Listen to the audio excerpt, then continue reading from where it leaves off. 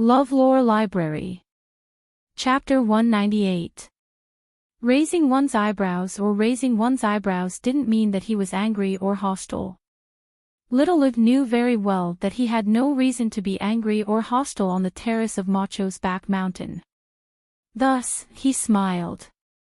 It was not the kind of smile one would have when one accepted his fate, nor was it the smile he had when he was in front of Lady Tai. He was just smiling. Thus, Secretary Shin also smiled. He personally poured another cup of coffee for Su Lo and then sat back in his chair, quietly waiting for the other's reply. As Lady Tai's secretary, Shin Li understood the style of the 7 major families of the Federation very well. The Iron Schemer was not only referring to this family's meticulous planning, but also to the fact that this family planned before making a move, not leaving any benefits for the opponent. The Iron Schemer and the Federal Academy of Science had worked together, so the Tai family's reaction had been much slower to begin with. Thus, in the end, Secretary Shin did not believe that this young man in front of him had really grasped the data. However, since Madame believed, he could only believe. Su Li's mind was filled with many shocking things, but his personality definitely did not have such elements. After taking a sip of coffee, he raised his head. Previously, Madame Xian had only wanted to take a look at him. Right now, the conversation between her and Secretary Shin was about the actual details. And it was clear that Secretary Shin was a very busy person, and also a very direct person. Thus, he also very directly stated his conditions.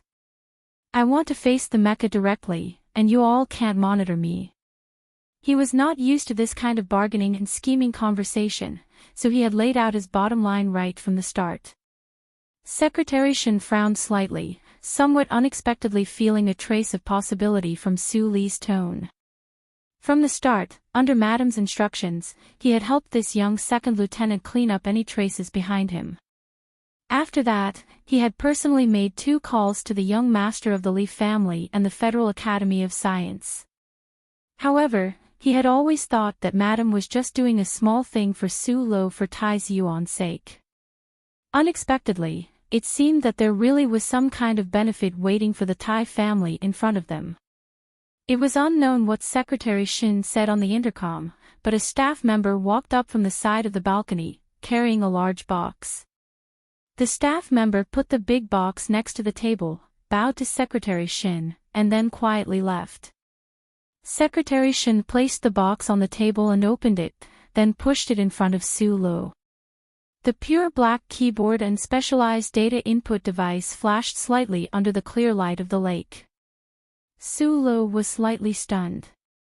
He recognized that this was the Federation's most advanced integrated workbench. He understood why Secretary Shin placed the workbench in front of him.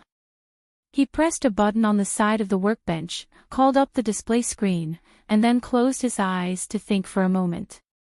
During the 10 seconds of closing his eyes, Su Lo moved a part of the data model in his mind, once again confirming that the mysterious existence had indeed imprinted the data of the laboratory into his brain. He did not want to think about the mysterious existence, because at this time, there were clouds coming from the east, covering the scorching sun on the peak of Macho Mountain. The cool lake water caused the mountain wind to cool down the temperature.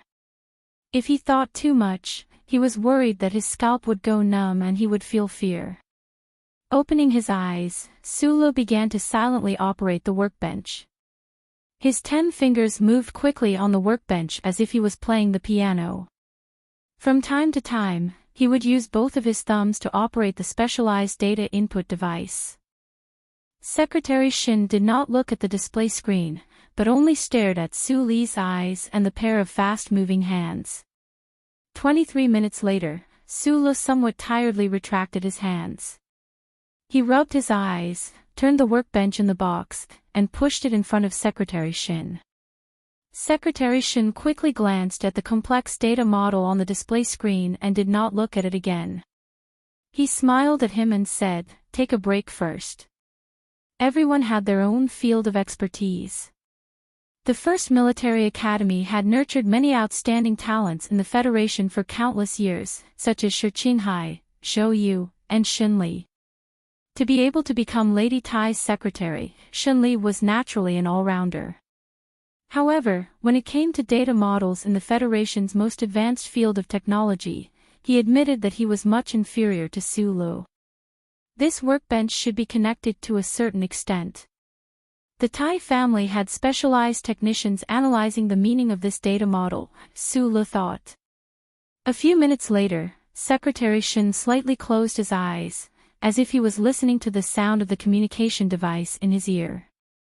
A moment later, he slowly raised his head. However, the gaze he used to look at Su Lu now was much more formal, much more serious.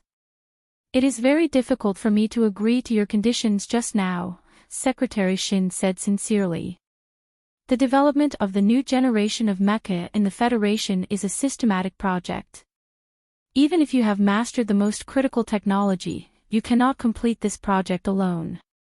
This will require the cooperation of at least 1,000 engineers." Su Lu listened quietly, his eyes fixed on the layer of white foam swirling gently in his coffee cup. No one knew what he was thinking. "I need a MX prototype mecha for research. Professor Shin's name must be on the Federation's list of manufacturers of the new generation of mecha." Su Lu lowered his head, looked at the coffee cup, and said, "I did not hesitate to kill and set fire to the data in the laboratory. This is all for this. Why must you participate in this process? Other than the government, or in other words, the Shell Motor Company, no one else in this world can provide these industrial foundations." Secretary Shin stared into his eyes and said coldly, "The Tai family may be able to, but the Tai family has done so much for you without any benefits. This agreement is very difficult to reach. No matter how good your personal relationship with the young master is, it is still the same. I admit that I cannot change anything by myself. The development of mecha does indeed require the large industrial foundations you speak of, so if you want to compete with the Federal Academy of Science for time, I need to stay at the Shell Motor Company to watch closely." Su Lu raised his head and said, "As for the issue of benefits you mentioned, since the success of the new generation of mecha in the Federation will affect the presidential election, then I think that from Madam's point of view, it does not matter who develops the new generation of mecha, as long as it is not Dean Lin. The Tai family does not need the false reputation of developing the new generation of mecha. They only need someone else to succeed before them." Su Lu looked at Secretary Shin's thoughtful face and continued, "But my teacher really needs this false reputation. To be precise, other than the false reputation behind him, he can no longer enjoy anything else." Secretary Shin did not speak for a long time. He was probably calculating in his mind. Lady Tai had given him a lot of authority, but he had to weigh the pros and cons, Professor Shin's signature. "I can promise you, and I can tell you clearly that if you give me the data, the Shell Motor Company will still be the one to carry out the specific research work," Secretary Shin said calmly. "We have a certain amount of influence over the Shell Motor Company.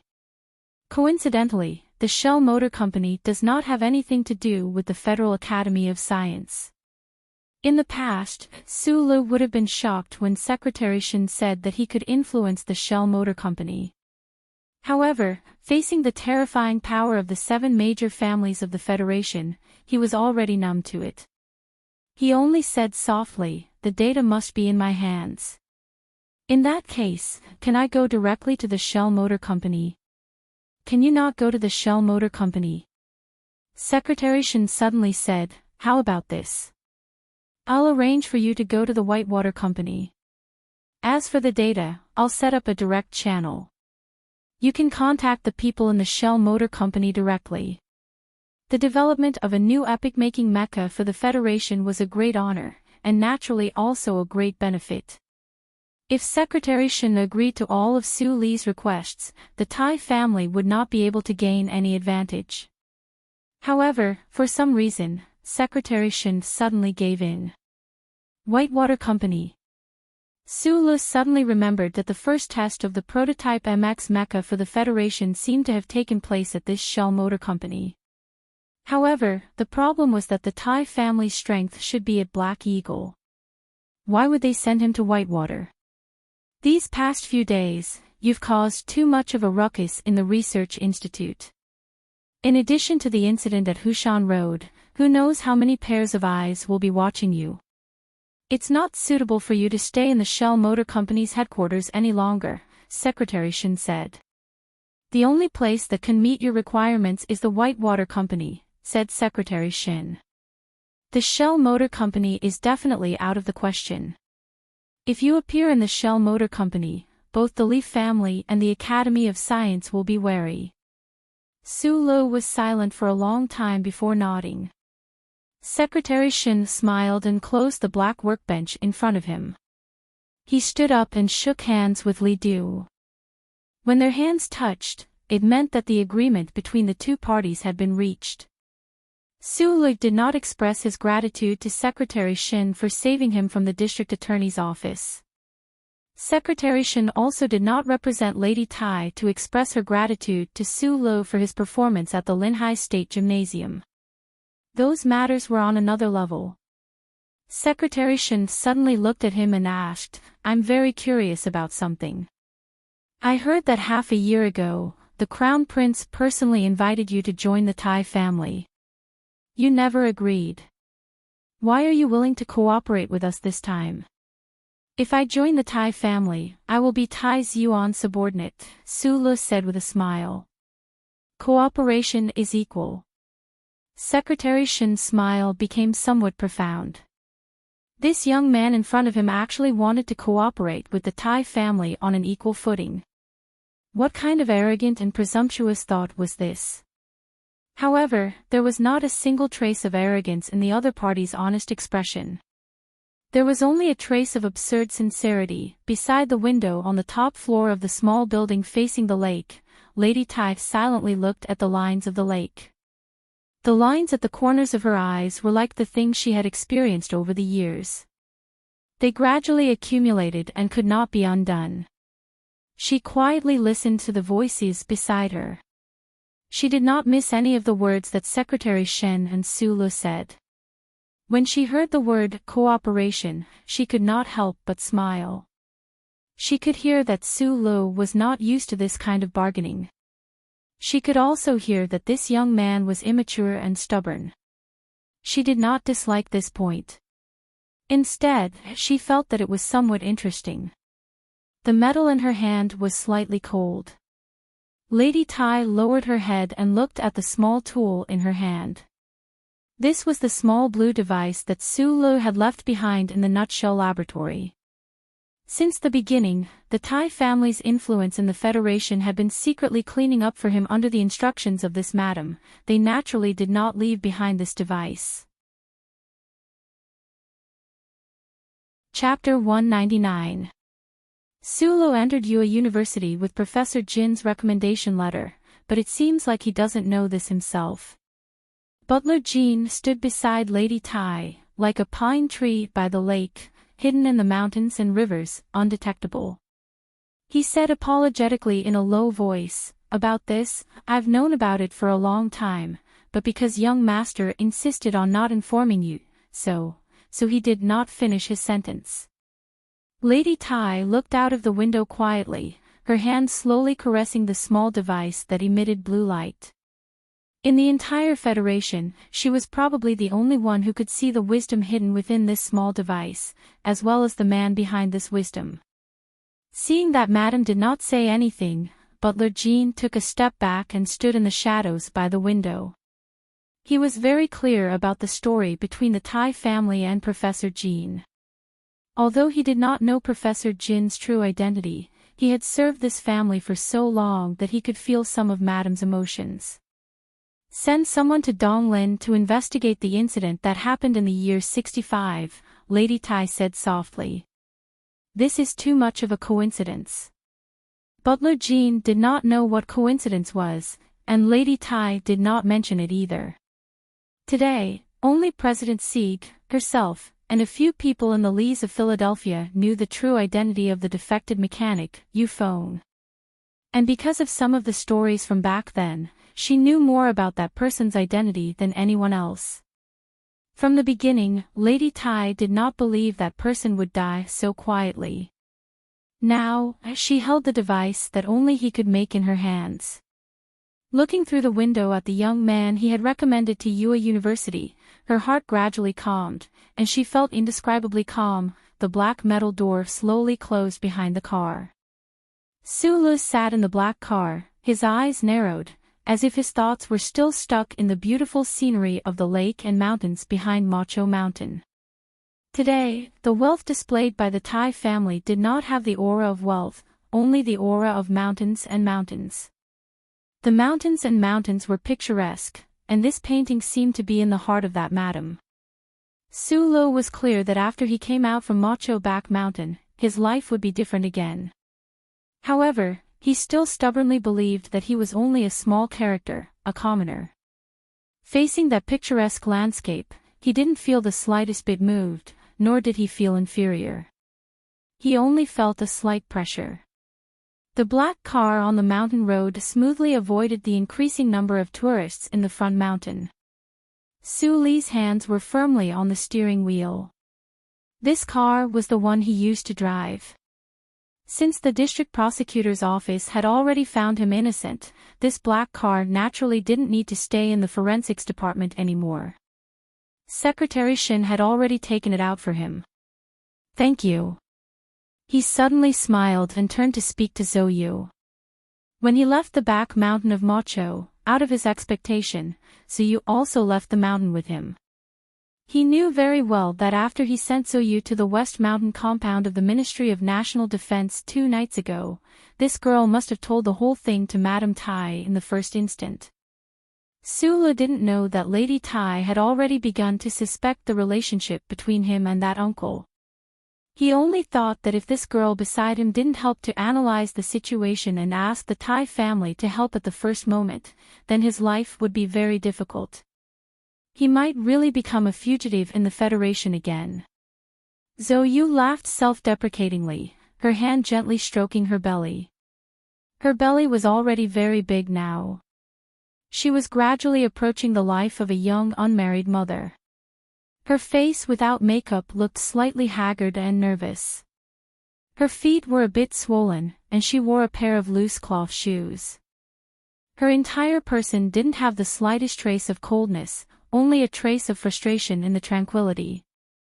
She slowly turned her head and looked at Su Li's smiling face. She couldn't help but tilt her head and wondered in her heart, what exactly is this guy's nerves made of? It's the first time you've seen Madam, but you can still be so calm. Sulu, you've surprised me again, Zhou said. Sulu was silent for a moment, then said with a smile, I'm just pretending. Zhou Yu also smiled.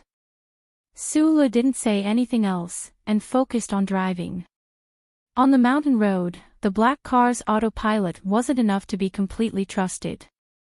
His gaze calmly stared at the winding mountain road, but in his heart, he was thinking about something else. He knew very well what kind of colossal power the Tai family was. In front of this family, no one could hope for the possibility of equal cooperation, even if he now had the only set of laboratory data in the Federation. However, Secretary Shin had nodded earlier, and the Tai family had even given up most of the benefits. This made him a bit confused. Earlier, when he was bargaining on the balcony, he had only clumsily put forward his own demands, but he didn't expect the other party to agree. Why was this? Late at night in the suburbs of the capital, the black car was like a ghost parked in the parking lot of Linyuan. After returning from Macho Mountain, Su Lu and Zhou Yu were led by the waiter into the restaurant. They had just returned from Shanshui and entered Shanshui again. In the afternoon, Zhou Yu had even invited Su Lu to walk around the famous scenic spots in the capital. He didn't know why Zhou Yu, with her swollen abdomen and swollen feet, had such a great interest in traveling and appetite. He narrowed his eyes and looked at the private jet that occasionally landed under the white cliff behind Linyuan, but in his heart, he thought of George Carlin's theories. George Carlin had always believed that the core of the unfairness of the Federation was that confidence was not made public. This was the so-called principle of class information asymmetry. Lin Yuan was originally the exclusive restaurant of the HTD Bureau of the Federation. Later, it was purchased by the Lin family, one of the 7 families of the Federation, with a large amount of money. The HTD Bureau was specifically responsible for enforcing the Wildlife Protection Act, and in the upper circle of the Federation, this restaurant was famous for its exquisite wild meat. The people of the Federation didn't know about Lin Yuan. Even if they had heard some rumors, they didn't know the specific details. In the Federation, as George Carlin had said, from the very beginning, there was no fairness between classes because of the asymmetry of information. Stepping into Lin Yuan again, was he no longer the orphan of Dong Lin, the fugitive of the Federation? Su Lu held Zhou Yu's hand and walked inside, but he felt a little lonely and lost. Madman Li has returned to Feiqing. You don't have to worry about anything anymore. Zhou Yu had lived in the 3rd military region since she was a child, and her family was not ordinary. Naturally, she didn't know how Su Lu felt at this moment, so she said with a smile. Beside the floor-to-ceiling window, there was a stream of water that flowed from the depths of the bamboo forest behind the table. Sitting quietly beside the stream, sipping the plum wine in the brown-red clay cup, smelling the delicate fragrance of the bamboo leaves in the water, and looking at the white cliff under the lights in the distance through the window, it was a great enjoyment. Similar to the first time they entered Lin Yuan, when the two of them walked into the hall, those hidden behind the mangroves, bamboo forests, and pear trees all looked at them seriously and curiously. Surrounded by these gazes, so you didn't feel uncomfortable at all. Instead, Su Li's expression became more serious. Sitting in the bamboo house with the best seats, it didn't take long for people to come over and greet them. Those were the people with good eyesight in the capital. They gently said something to Zhou Yu and asked her to say hello to Deputy Minister Zhou. In the end, they politely nodded to Su Lu and left. This happened 4 or 5 times. No matter how slow Su Lu was, he still felt that something was wrong. After a moment of silence, she confirmed that no one would disturb her meal. Perhaps the remaining guests in the Lin garden didn't have the status to come to their table. Only then did Su Lu let out a sigh of relief. Zhou Yu used the tip of her chopsticks to pick up a piece of stewed jade bamboo shoot. Looking at him, who was a little uncomfortable, she said with slight ridicule, "It's different from last time. These gazes are all on you. Those people who came over didn't come to see me, but to see you." The news spread so fast. Su Lu bent one leg and held a small wine cup in his hand. At this time, there was no one to disturb him, so his movements were much more casual. However, this posture was a little out of tune with the extremely elegant scenery around them. The news he was talking about was naturally about Secretary Shin calling a young second lieutenant in the Husk Institute. Only such news could make those people come over to talk to Zhou Yu. Their real purpose was just to see what kind of person that young second lieutenant was. There is no absolute secret in the Federation, especially when some people don't want to keep it a secret. Zhou Yu shook her head. "Madam asked you to bring me to Lin Yuan." Su Lu raised his head and looked at Zhou Yu. "Are you not used to it? You should know very well that everything is based on rules. Just like the Hushan Road case and the Research Institute case. You can find loopholes, but no one will directly go against the Federation's laws." Zhou Yu looked at him and said, "You can't find loopholes, but you can't leave any loopholes. The style of doing things in this circle will never be too violent or direct, and they definitely won't use an axe to smash things."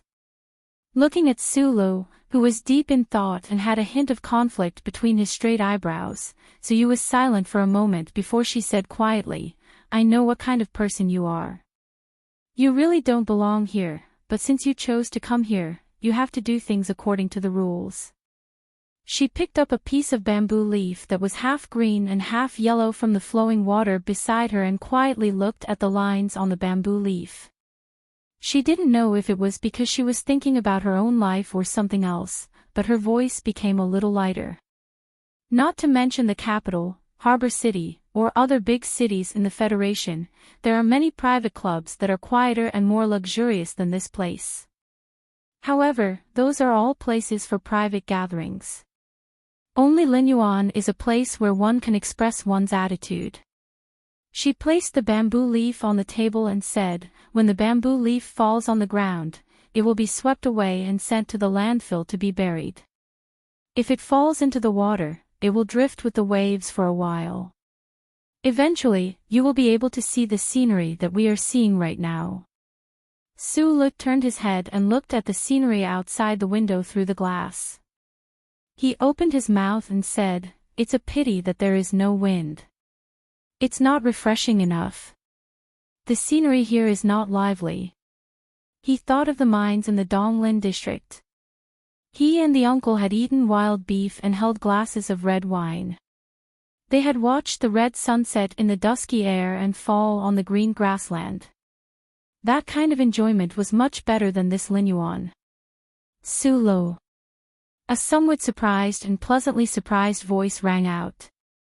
A young officer had passed through the bamboo forest and walked to the side of the table. Su-Lu was slightly startled. He didn't understand why Zhou Yu would suddenly appear here. Suddenly, he remembered that Zhou Yu was currently in the Nutshell Engineering Department. His heart jumped, and he turned to look.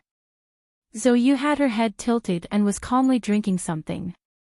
In an instant, he understood that this was not a coincidence. He couldn't help but sigh at Secretary Shin's quick and careful arrangements. Chapter 200. Although Linyuan was good, it was not something that Su-Lu could get used to.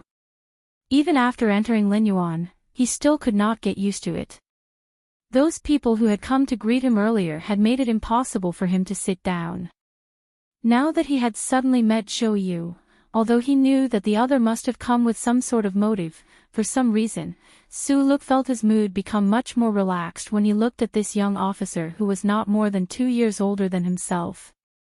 The first time he had met Zhou Yu was in the mecha combat room of Yue University's comprehensive gymnasium. The confrontation between the black mecha and the silver M37, the conversation amidst the smoke, these memories were all engraved in Su-Li's mind. During that mecha combat, Zhou Yu's extremely graceful performance had left him with a very good impression.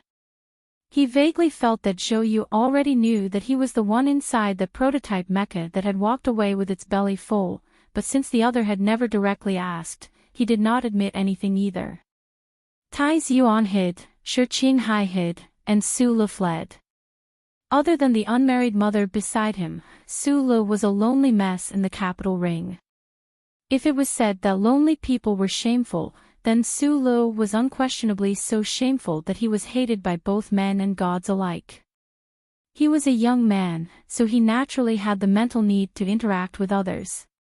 In addition, he had always had a good impression of Zhou Yu, so after the recruitment exam at the beginning of spring, although the two of them had not seen each other again, they had still spoken on the phone a few times. Su-Lu moved away from the seat beside him and poured a full glass of wine for Zhou Yu. A mechanic was like a chief surgeon, what they needed the most was the stability of their hands. He was a very self-disciplined person, so he had rarely drunk alcohol these past few years. However, in the past 2 years, under the influence of Mr. Shi, other than the Sanchi brand cigarettes, he had also developed a hobby of drinking. Fortunately, although the color of the plum wine was thick, its actual alcohol content was not high.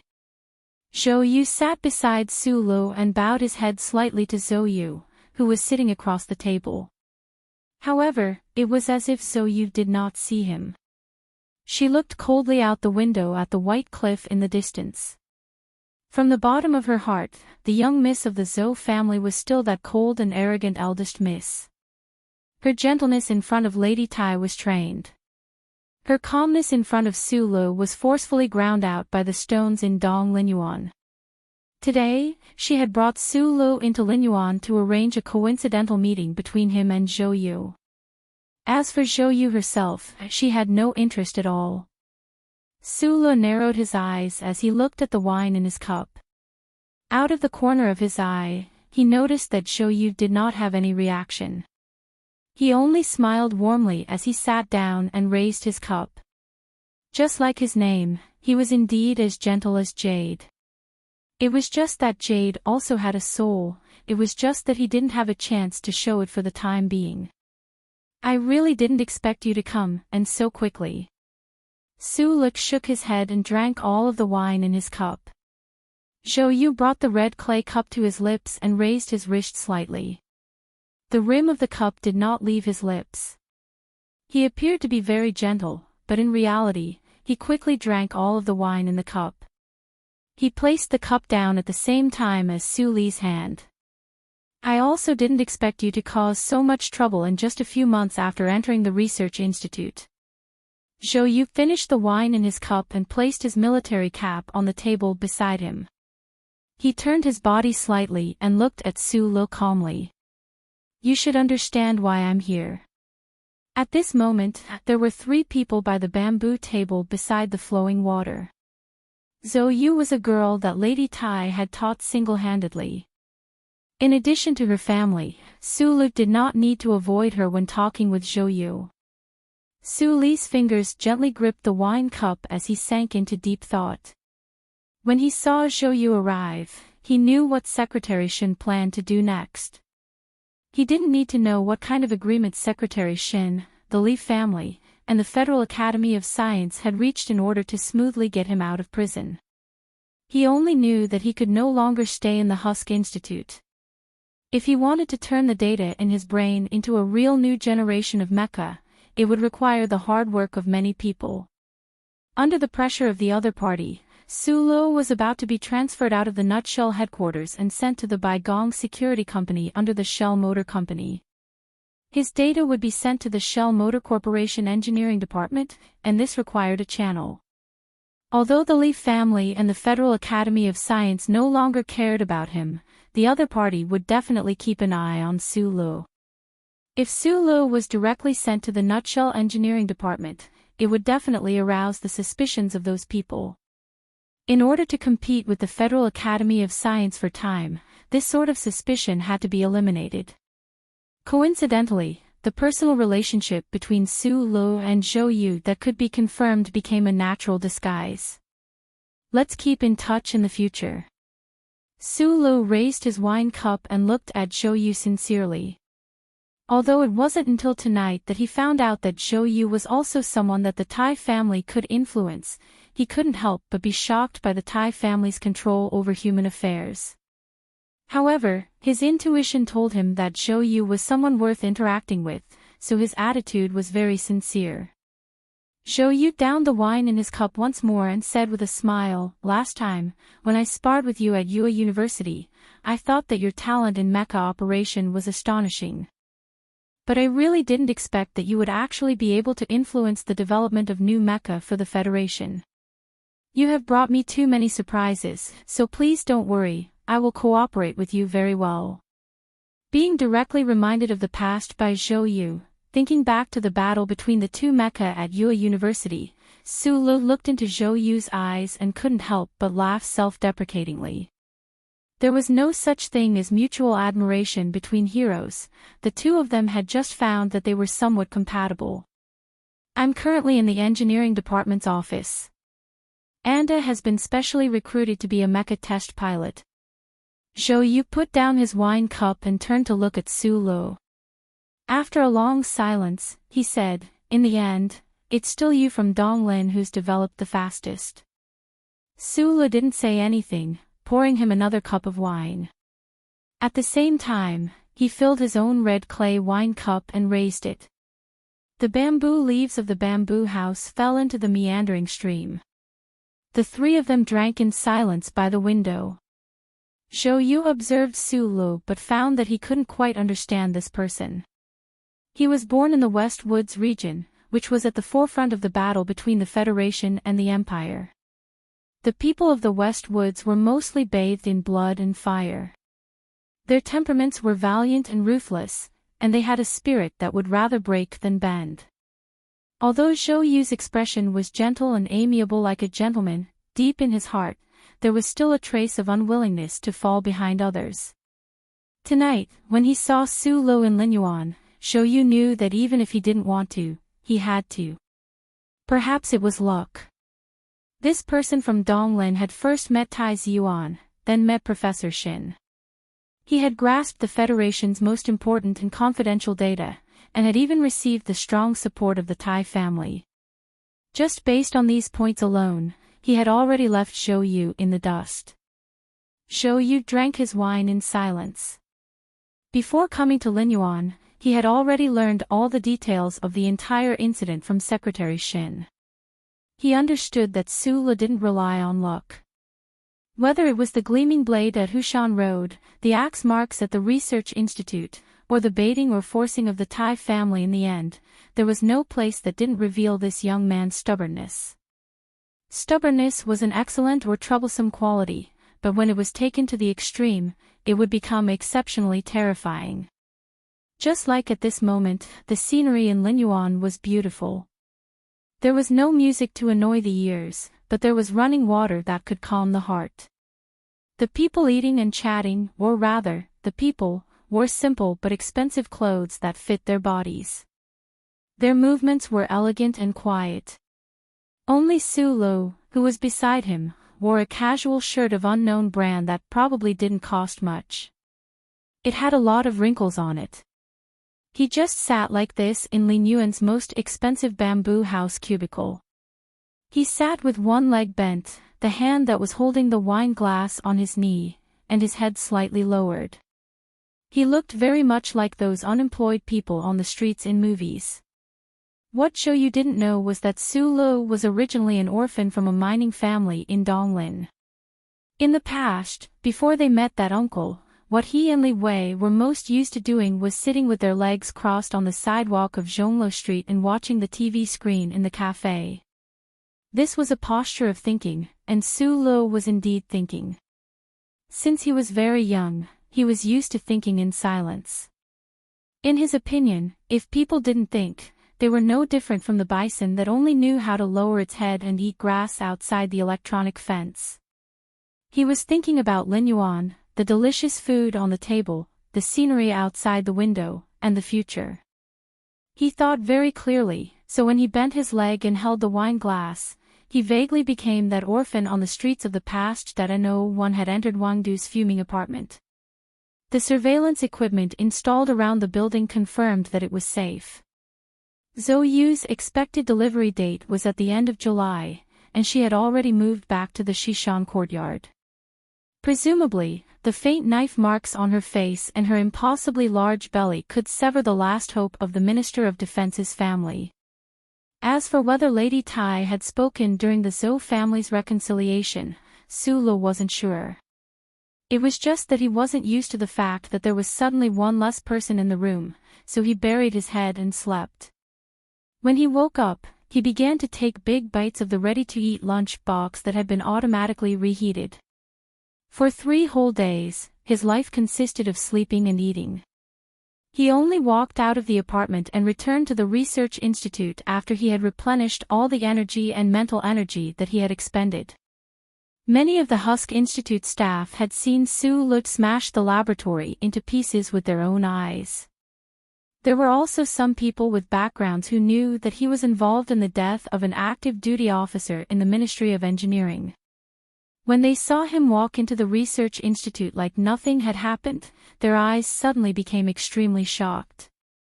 The director of the 3rd Department of the Research Institute personally wrote an electronic recommendation letter for Su Le. He was sure that he hadn't done anything wrong in the past few days. The young second lieutenant in front of him really did have a close relationship with Deputy Minister Zhou. Otherwise, he wouldn't have been able to stay in the Shell Motor Company after causing such a big mess. After Su Le received the recommendation letter, he refused the enthusiastic director's request to personally deliver it to the Whitewater Security Company.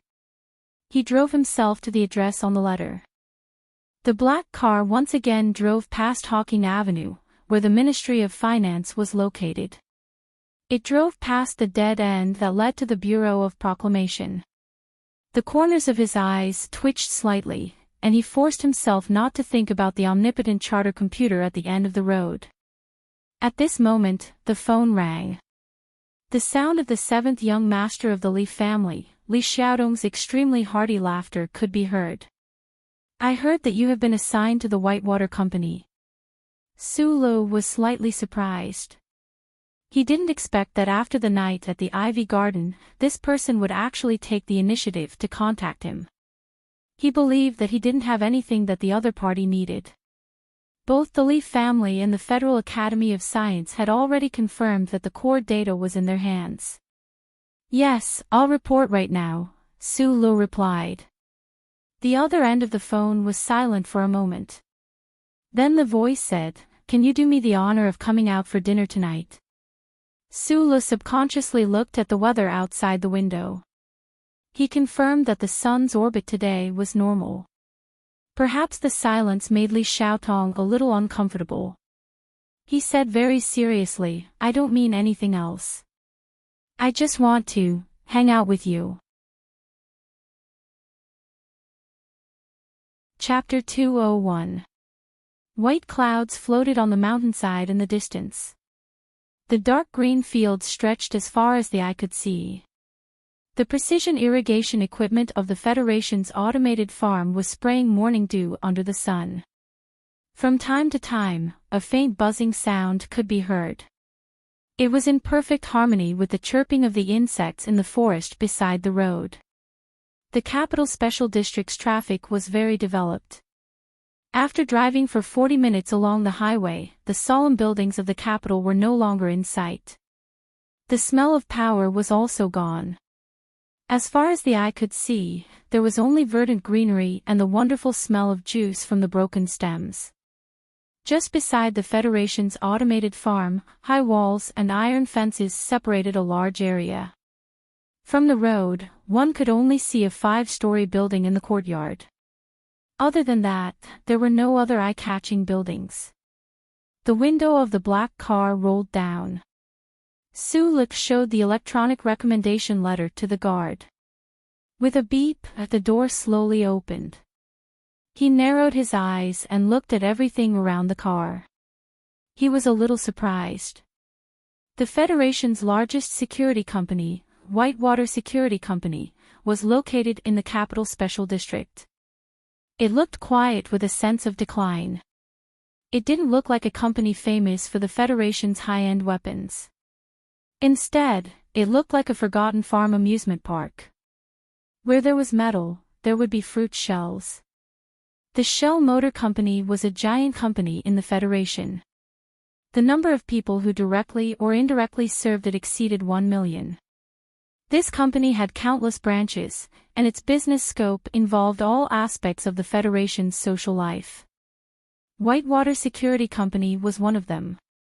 Because of the disturbance in the research institute, Su Lo was sent to Whitewater Security Company.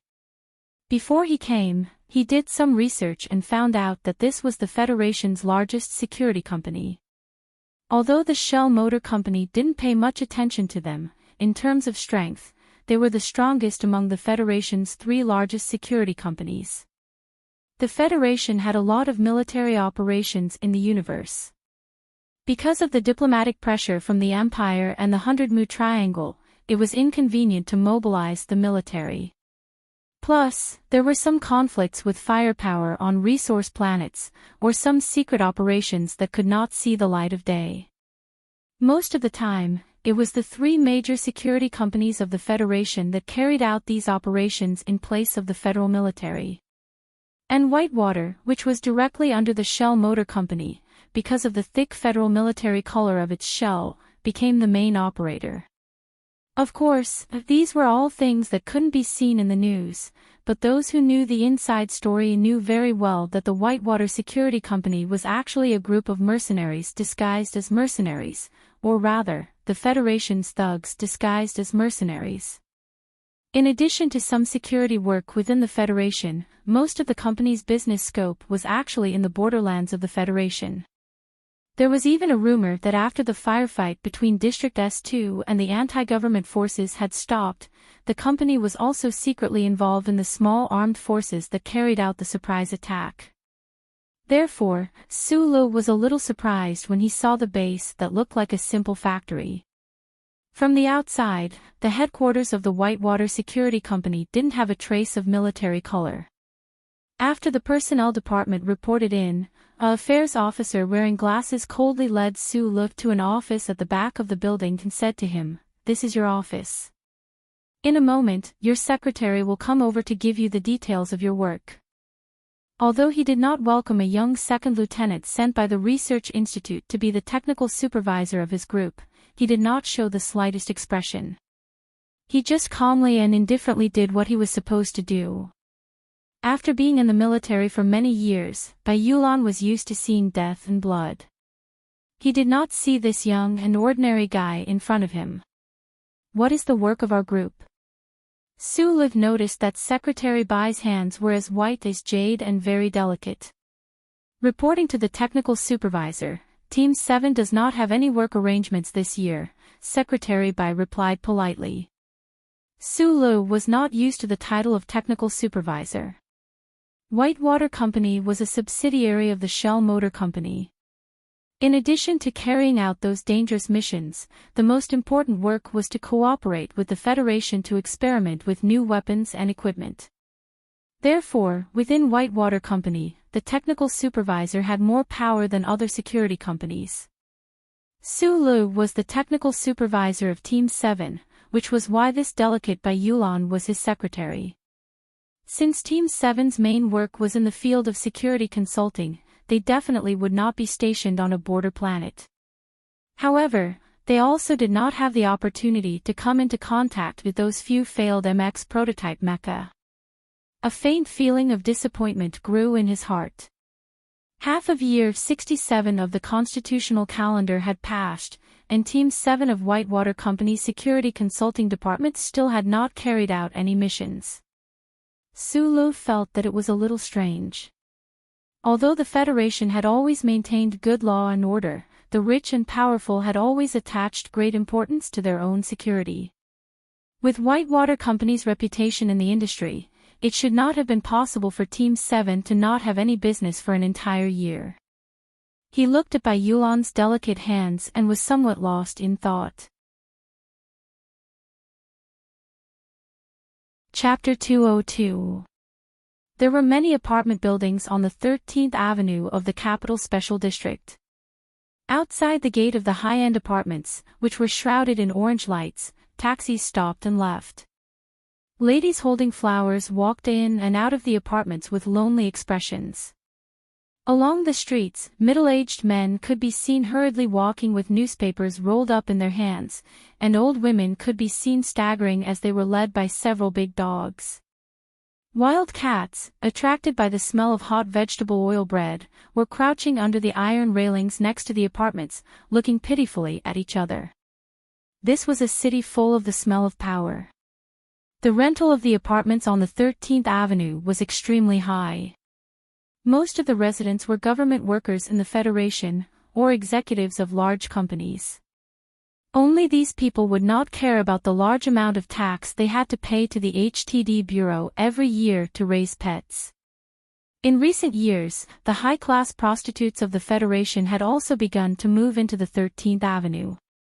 They knew that the security and environment here, as well as the big shots living here, could provide them with a steady stream of customers. Sulu walked up from the underground parking lot at the end of the street. Feeling that the weather was a little hot, he took off his jacket and wrapped it around his arm. Although he still retained his military position as a civilian second lieutenant, he was already in the Whitewater Company, so he did not need to wear a military uniform every day. He silently walked past the high-class apartment buildings that towered into the clouds. Suddenly, he laughed.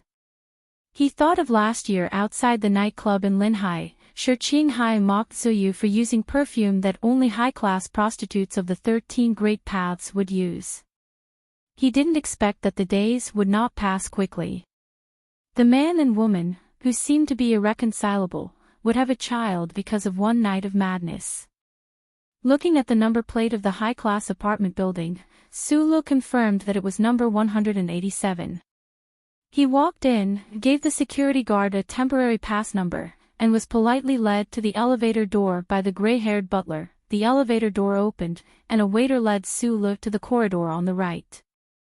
The more they walked, the more silent Sulu became. He realized that the top 3 floors of the high-class apartment building had been completely opened up. The side of the corridor was quiet, and the dome above his head was made of transparent tempered glass. He did not know how much such a renovation would have cost. At the end of the corridor was a small room. The green wallpaper filled the entire space, and there was an oil painting on the wall. It was a dazzling golden sunflower.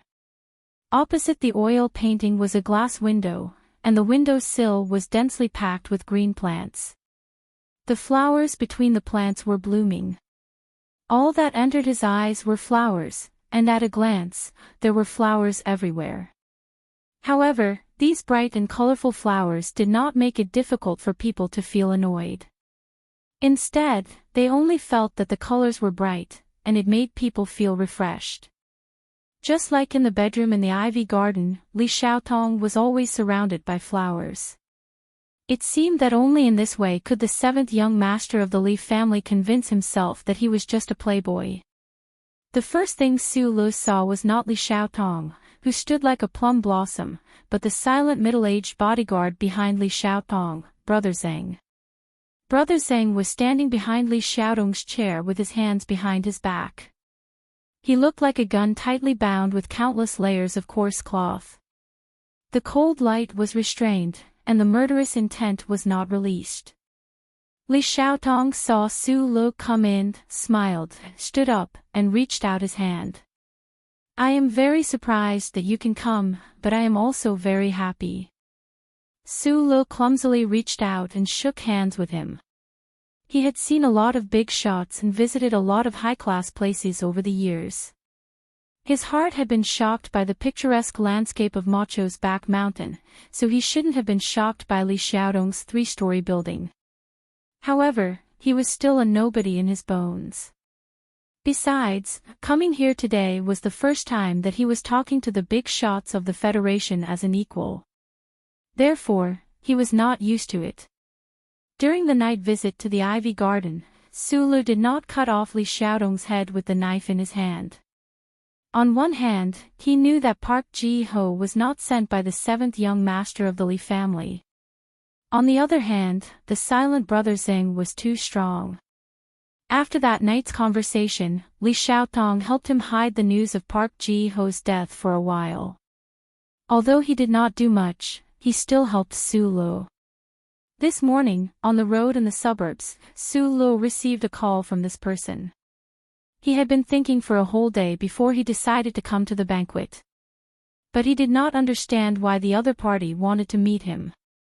Logically speaking, everyone thought that he had lost the fight for the laboratory data, so he should not have any value that could be used. Sulu believed in the Tai family's confidentiality. Even the young master of the Li family could not know that he still had the key data. As for what Li Xiaotong said on the phone about following him, Sulu could not even laugh. The richest family in the 7 families of the Federation was the Li family. According to Zhou Yu, although Li Xiaotong was ranked 7th in this generation, he was actually the second-in-line successor. Why would such a person follow him? This was too ridiculous to be a joke. In fact, after Sulu walked into the room, the 7th young master of the Li family seemed to have forgotten what he said on the phone. He just gently chatted with him and introduced the oil painting of flowers and trees in the room. Lin Banshan once said that the old men in the Federation are already rotten. They like to do things in the company of tea, in the heat of hot springs, and ponder with each other for 10 or 20 years before revealing their true thoughts. The dishes were already on the table. The aroma was not very strong, but the taste seemed to be very good. Maybe they did not want the aroma of the dishes to mix with the fragrance of the flowers in the room. These young masters were always so picky when it came to details. Sulu drank a mouthful of water and listened to Li Xiaotong with narrowed eyes. He had heard the name Lin Banshan many times. He only knew that this person was different from the rest of the Lin family. The Lin Yuan that Sulu had been to twice was his property. What made him feel a little strange was that when Li Xiaotong and Zhou Yu mentioned Lin Banshan's name, they would show a certain degree of respect and a little strange emotion. My eldest brother has no one in his eyes, only Lin Banshan. Li Xiaotong cut the vegetables on his plate. He lowered his head slightly, but the sincere smile on his face did not make the trace of malice disappear completely. He even looked down on your friend, the young master of the Tai family. Although I have always thought that my eldest brother has a good appearance, I have to admit that he is vigilant and respectful towards Lin Banshan. I am the same. Sulu knew what kind of person Lin Banshan was, but at least he did not need to know at this time. Lin Banshan said that when you open the door, you have to see the mountain. When you see the mountain, you are the mountain. You can stand still and let wind blow from all directions. Li Xiaotong put down his knife and fork, looked at Sulu across the table and said, "So I will get straight to the point. I don't care what problems there are between the family, you, and the lady behind you. I want to establish some kind of personal friendship with you. This is why I asked you to come here today." That night in the Ivy Garden, Li Xiaotong had expressed a similar intention to Sulu, but there was no time to say it more thoroughly. Hearing this, Sulu was startled. He looked down at the ordinary jacket on the chair beside him and could not understand the other's meaning. That night, Li Xiaotong had asked Sulu to introduce him to Tai Ziyuan at a suitable time, but Sulu believed that just this little bit of benefit was not enough for the other to formally meet him. I think you should know that the data from the laboratory has already reached the Federal Academy of Science. Even if you want to ruin the plans of the young master of the Li family, I am of no use. Sulu replied, his eyes narrowing slightly. Until today, he felt like he was on the terrace of Macho's back mountain.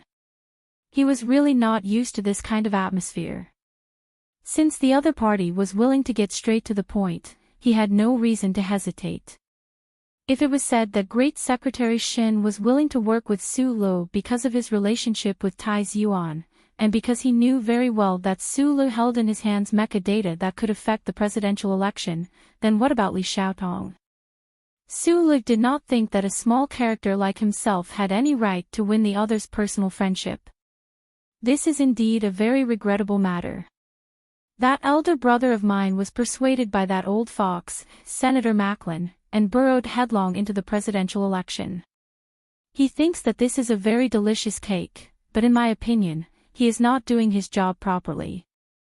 Li Xiaotong smiled, but the sinister look between his brows was still thick.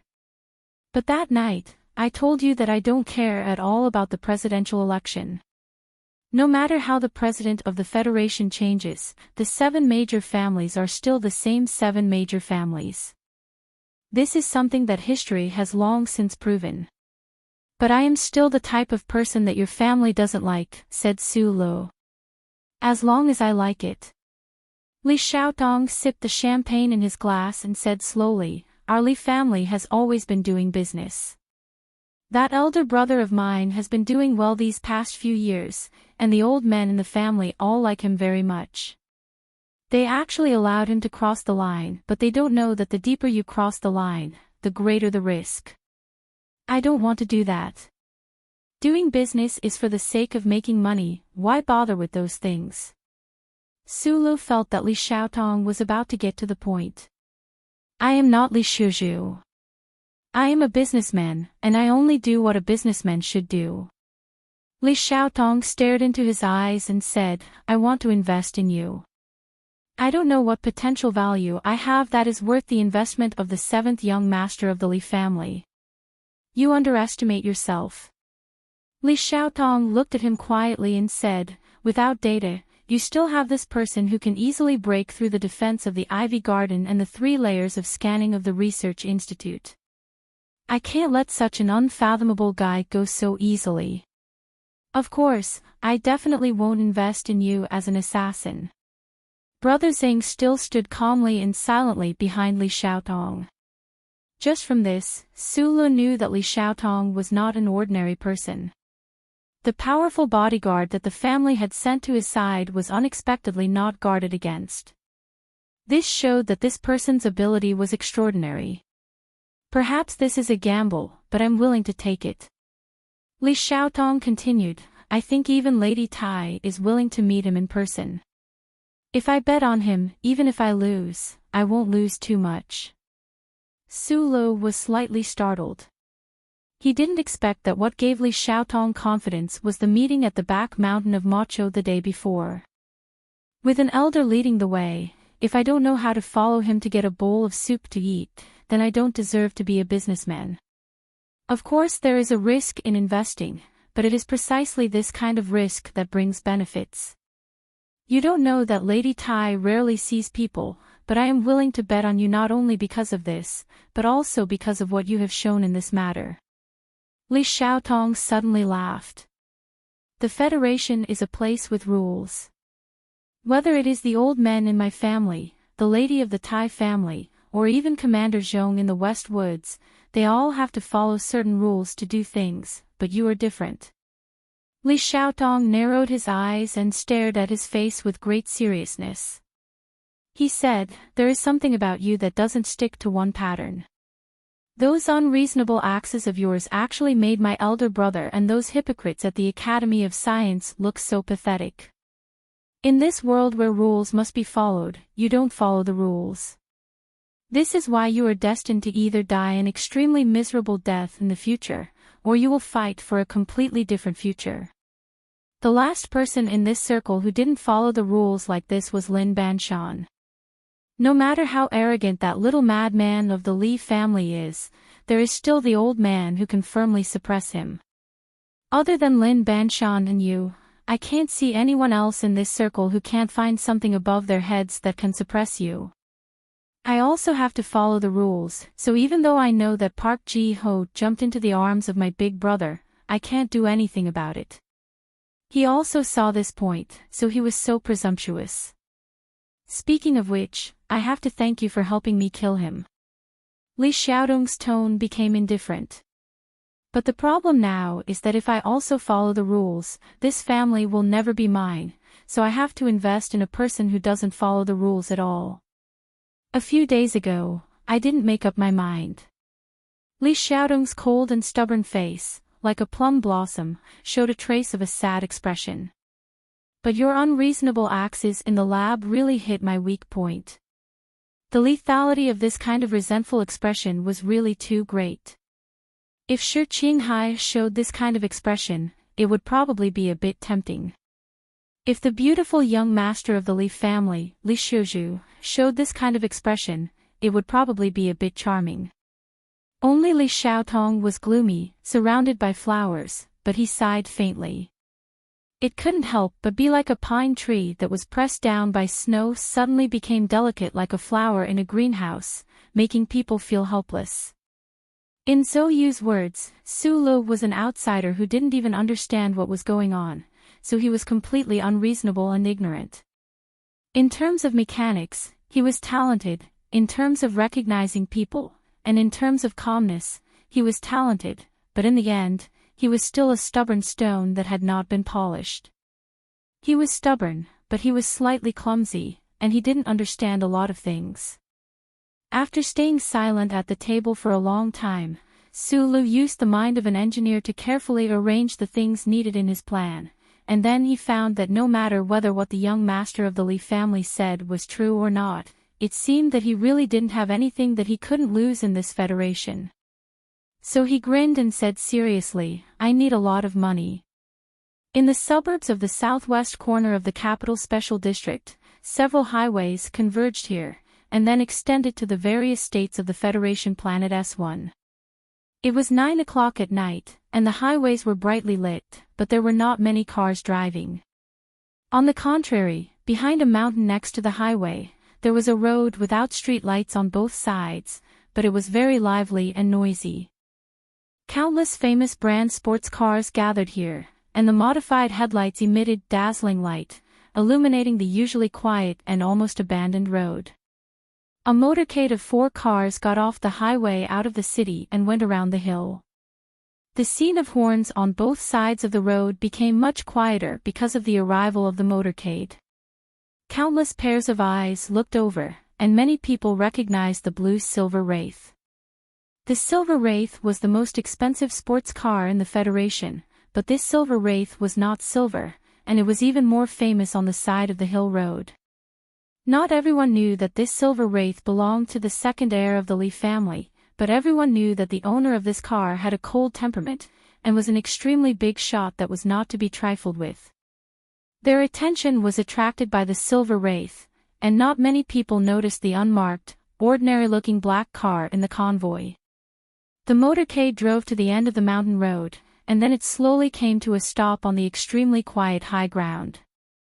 Li Xiaotong and Su Le got out of their cars and looked at the lively scene on the road not far from their feet. Their bodyguard, Brother Xing, stood behind them indifferently. It was not appropriate to describe Su Le and Li Xiaotong at this time, as each of them had ulterior motives. Su Le did not have the ability to scheme in front of these children of aristocratic families, and for a big shot like the 7th young master of the Li family to condescend to associate with Su Le, he naturally had some ulterior motives, but the ulterior motive was still far away, not in the immediate interests. Since Li Xiaotong decided to establish a personal friendship with this young second lieutenant, they naturally needed to get along and see each other's temperament. A meal was far from enough, so he took Su Le to the western suburbs of the capital, the paradise of the reckless racing gang. "I know that your girlfriend has been dead for half a year." Li Xiaotong glanced at Su Le next to him and said calmly, "I have a lot of properties in the 13 great roads, and those high-class prostitutes have to give in to me. But you are not willing to accept, so I have to take you here to see." Su Le was silent. He did not know if Li Xiaotong had any deep meaning when he mentioned Zhang Xiaoming's death. He had never forgotten the life and death separation hidden behind the political dark of the Federation. He had forcibly seized the data left by Professor Shin. At this time, he stood with the 7th young master of the Li family. On one hand, he wanted to fight for the honor that Professor Shin deserved, and on the other hand, he wanted to make arrangements for his own plan. What was strange was that although the Li family's 7th young master was so rich that he could kill people, he didn't have too many displeasing behaviors. Su Le gradually understood the so-called aristocratic family's younger generation. The richer and more powerful they were, the more low-key they would be. However, what made him feel a little strange was that Li Xiaotong, who was gloomy and indifferent, was extremely careful with his tone of voice when talking to him. In this regard, Li Xiaotong was even better than Tai Ziyuan. He did not reveal a trace of a natural sense of superiority.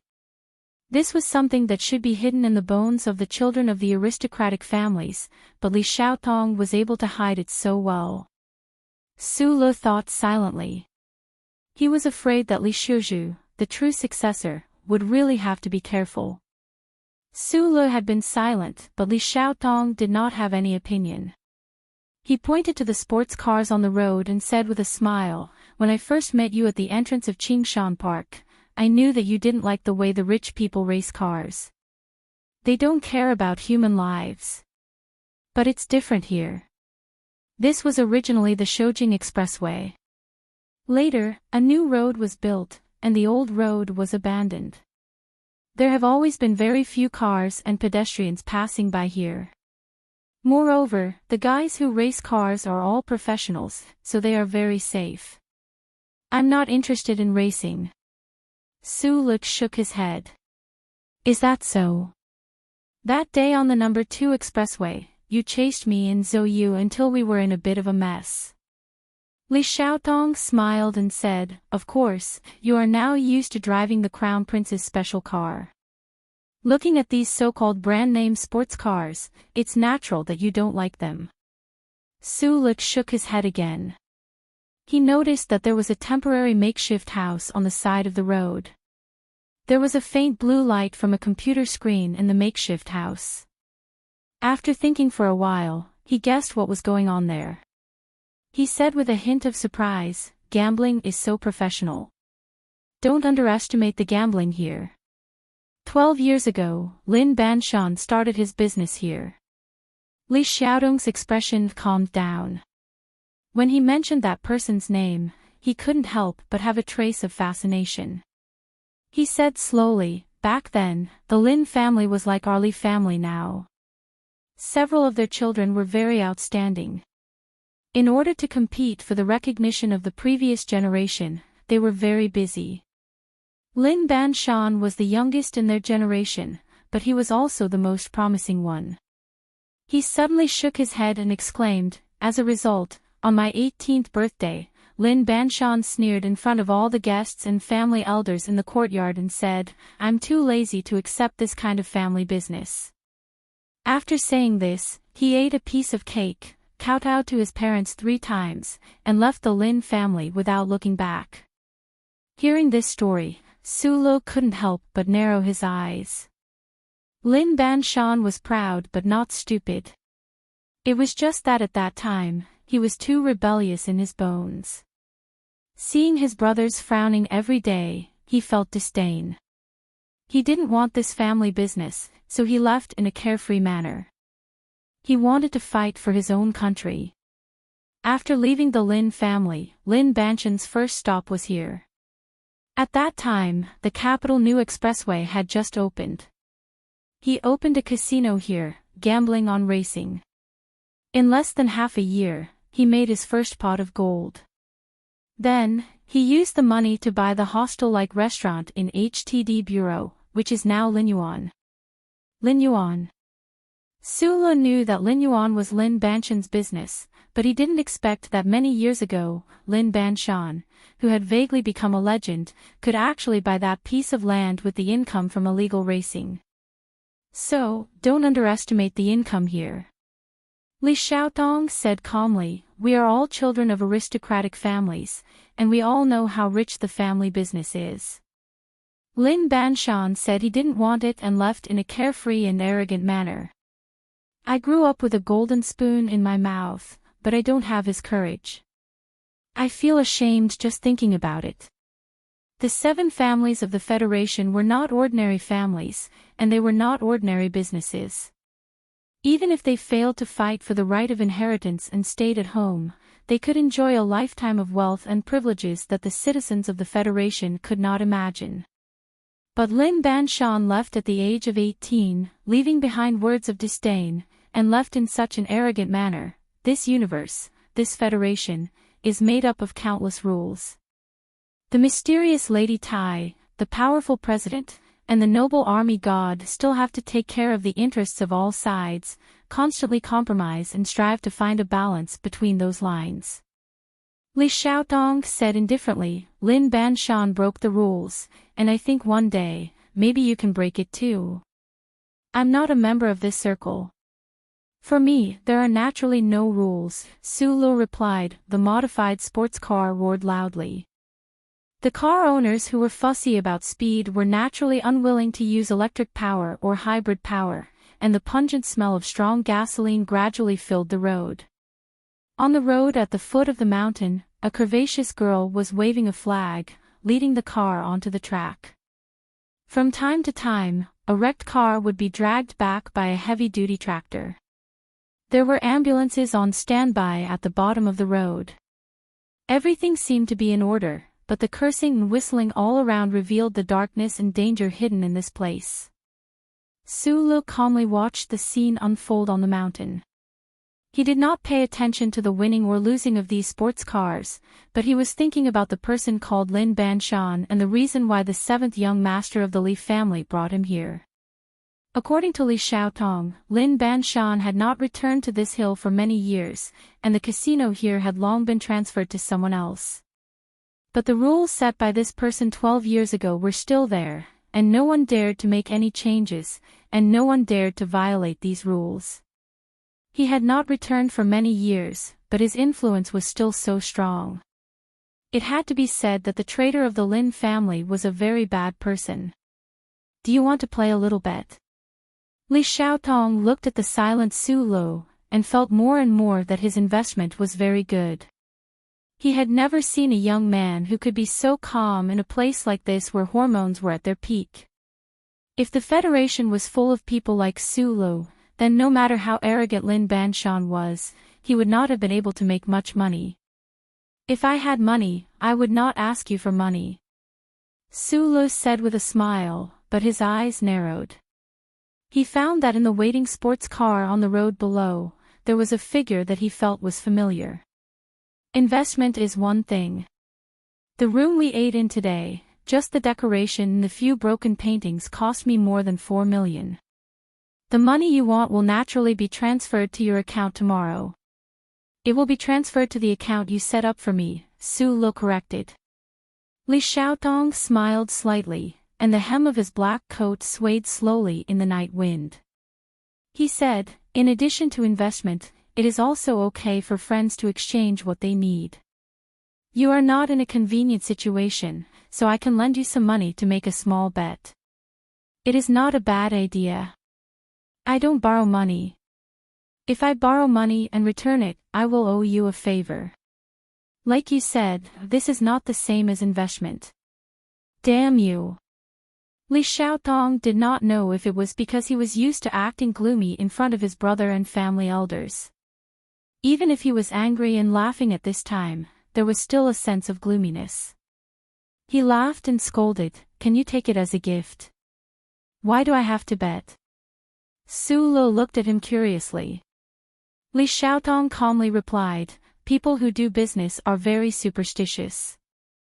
I also pay attention to luck. If there is no accident, you are probably the riskiest and biggest investment I have made in my life. Tonight, I am here to try my luck and hope for a good start. If I lose the bet, you will continue to invest in me." Su Lo smiled and said, "Then what is the point of us betting on cars? What if I win?" At this time, a group of people near the hills suddenly became noisy. It seemed that they had made a big bet and were very confident, so those young masters were shouting something loudly. Just as Li Xiaotong said, there were rules everywhere in the Federation. Both sides of the road were crowded with excited people, but there were not many people on the hill. Only people with status could come here. It is the son of the deputy chairman. He does not know who I am, and we have not talked before. Li Xiaotong glanced over and said to Su Lo. The deputy chairman of the Federation Management Committee was undoubtedly one of the most powerful people. Even Li Xiaotong was not willing to provoke his idiotic son. Su Lo glanced over and immediately withdrew his gaze. The white sports car down there is his. I heard that the driver is a professional driver specially invited from S3. The bonus one is not that much because the odds are so low.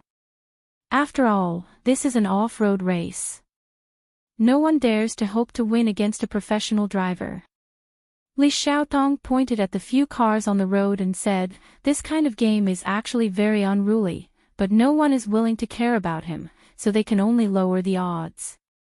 Look at the cars next to that one. They are not famous in the circle. Obviously, the owner is giving face to the deputy chairman's son and letting him have a good time. All these years, under the suppression of his dazzling elder brother, the seventh young master of the Leaf family had been pretending to be a ruthless playboy, playing with beautiful women on various planets of the Federation. He was very clear about these matters. Lend me 1,000,000. Su Lo narrowed his eyes, looked at the road, and suddenly said. Lend, not give. Giving is a favor. I will return it to you. Legends don't appear every day in this place. Gambling like yours will really make you lose a lot. Li Xiaotong did not care about $1,000,000. He simply followed Su Li's eyes and found that the man next to him was staring at a race car. No matter how it is modified, that race car will always lose, Li Xiaotong said. Even if Lin Banshan drove it himself 12 years ago, it would still lose. Gambling is bound to lose, just like when you invested in me. Su Lo looked at the inconspicuous race car and the man next to the car who looked like a delicate woman. He narrowed his eyes and said, "The risk of $1,000,000 is not as great as the risk of you betting on me." That makes sense. I always thought that you were too calm and silent. You are young, but you are old and rusty. It is rare for you to go crazy. Of course, I have to take a look. Li Xiaotong laughed and asked his men to place their bets. Su Lu looked at the delicate man next to the race car. His expression was calm, but he was thinking about something else. He was not a gambler. He was curious about the famous Lin Banshan, but he was not interested in betting on this kind of racing. He was only interested in the delicate man. After all, he would be spending time with the delicate man in the future. He wanted to know what kind of person he was. Not many people cared about this race. The odds were too different. The winner had been decided long ago. Very few people placed bets. Except for the chairman's son on the hill who threw in hundreds of thousands of dollars out of boredom, there were basically no bets. Suddenly, on the light screen outside the makeshift room, there was an additional $1,000,000, which immediately caused a commotion in the room. According to the current odds, if the race car won, the chairman's son would have to fork out $7,000,000. Such a big bet was rare, even when Lin Banshan was personally holding the line. The crowd on the other side of the hill cast strange glances at Li Xiaotong and Su Lu. There were not many people who could spend a lot of money to buy a quick profit. Only these two groups of people on the hill had the ability to do so. However, the people on the other side did not expect that their professional racer would lose. The deputy chairman's son even thought that this group of people deliberately lost a lot of money to him in order to make friends with him. More than 10 minutes later, everyone saw a very shocking scene. The race car, which seemed like it would fall apart at any time, slowly came back. Its speed was as slow as the broken carriage pulled by an old cow in ancient fairy tales. But the problem was that there was no other sports car behind the race car. Even the famous sports car driven by the professional racer was nowhere to be seen. Near the turning point in the distance of the old Shoujing Expressway, flames could be vaguely seen. No one knew what happened, but the heavy trailer and ambulance rushed away. There was a dead silence on both sides of the road. It was not until the delicate man climbed out of the race car that there was a burst of ear-piercing screams and cheers. Li Xiaotong indifferently looked at the bustling scene on the road. He looked at the delicate driver and slowly turned his head to look at Su Lu. He said, "Looks like we found another guy who doesn't follow the rules tonight." He had layers of doubts in his heart. How did Su Lu know that the race car was a crazy guy who was not afraid of death, and was not afraid of killing people? The racer was so delicate, as gentle and calm as a virgin. There are many unreasonable things in the Federation, but there are also many coincidences. Su Lu looked at the delicate man who was walking up the hill. He lowered his head and said, "Maybe you don't believe it, but I just saw this person today. He is my secretary." How much money a racer could get all depended on how much he bet on himself. Only then could he get a bonus. The White Magnolia needed money, so he had come here tonight to gamble with his life. However, if he hadn't placed a bet of $1,000,000, even if he had risked his life, he would only be able to get $110,000 from the son of the chairman. So he went up the hill personally to thank the person who had given him a lot of money. This had nothing to do with courtesy. He only respected people who could give him money. So when Bai Yulan saw that the person who had helped him earn a lot of money was actually the young technical director he had met today, his expression became a little strange. But he did not say anything. He said thank you to Su Lo and left the hill. This kind of desperate driving method, not to hurt others, but to hurt oneself first. It hasn't happened for a long time. Li Xiaotong looked at the delicate figure on the hill and reminded Su Lo, this kind of unruly driving method is very easy to get into trouble. Do you want to send some people to take him home? Su Lo did not say anything. He just thought about the delicate hands holding the folder. It was these delicate hands that drove the Ceto so crazily. It was these delicate hands that forced the professional racer into a dead end. A person with such a pair of hands would not die so easily. Li Xiaotong walked to the son of the chairman. Even if it was the son of the deputy speaker of the Federation, losing 7 million all of a sudden, his expression became extremely ugly or embarrassed. However, it was unknown what the seventh young master of the Li family said, but the speaker's son returned to his usual arrogance and nodded lightly. I will transfer the money that this prodigal lost to you. Li Xiaotong walked back to Su Lo. Looking at the chaos at the foot of the hill, he said, it seems that my investment will be very good. After that night, Su Li's life returned to a dull and boring state. He lived in the apartment in Wangdu every day, worked in the farm-like headquarters of the Whitewater Company in the commercial district, and occasionally talked to Zhou Yu on the phone or had a meal with Li Xiaotong. He looked at the faces of the small stars in the Federation in front of money and wealth. It was more or less the same as before, but there were some differences. He met with Zhou Yu a few times and passed a part of the data model to him. However, he kept the direct results of his and Professor Shin's research. Li Xiaotong's large sum of money had already been transferred to his account. Su Lo began to buy the equipment and components he needed through the black market like an ant moving house. Su Lo didn't know how the Federal Academy of Sciences project was progressing. He also didn't know what influence Secretary Shin had on the Nutshell Engineering Department. He didn't even know the details of the engineering department's research on the new generation of the Federation's mecha, but he asked the other party to give him data feedback. The resources that needed to be prepared were prepared. The total data that needed to be obtained was also in his hands. The only thing that needed to be done was the failed prototype MX in the Whitewater Company. His secretary, Bai Yulan, came to his office to report once a day and then couldn't find him again. This delicate man's attitude towards Su Lo didn't change at all because of the bet that night. He was still as gentle as ever, but he was still as cold as ever. Just like that, 10 days passed. Su Lo felt extremely tired. At this moment, he couldn't help but think of Shi Qinghai. He thought of the days when he and Mr. Shi worked together to fight against the Federation Investigation Bureau. The Federal Academy of Science and the Nutshell Engineering Department were in a secret competition. However, even though he had the core data, he couldn't do anything about it. He didn't even completely trust the Tai family, let alone Li Xiaotong. Secretary Bai was also cold to him. He didn't have a single partner by his side.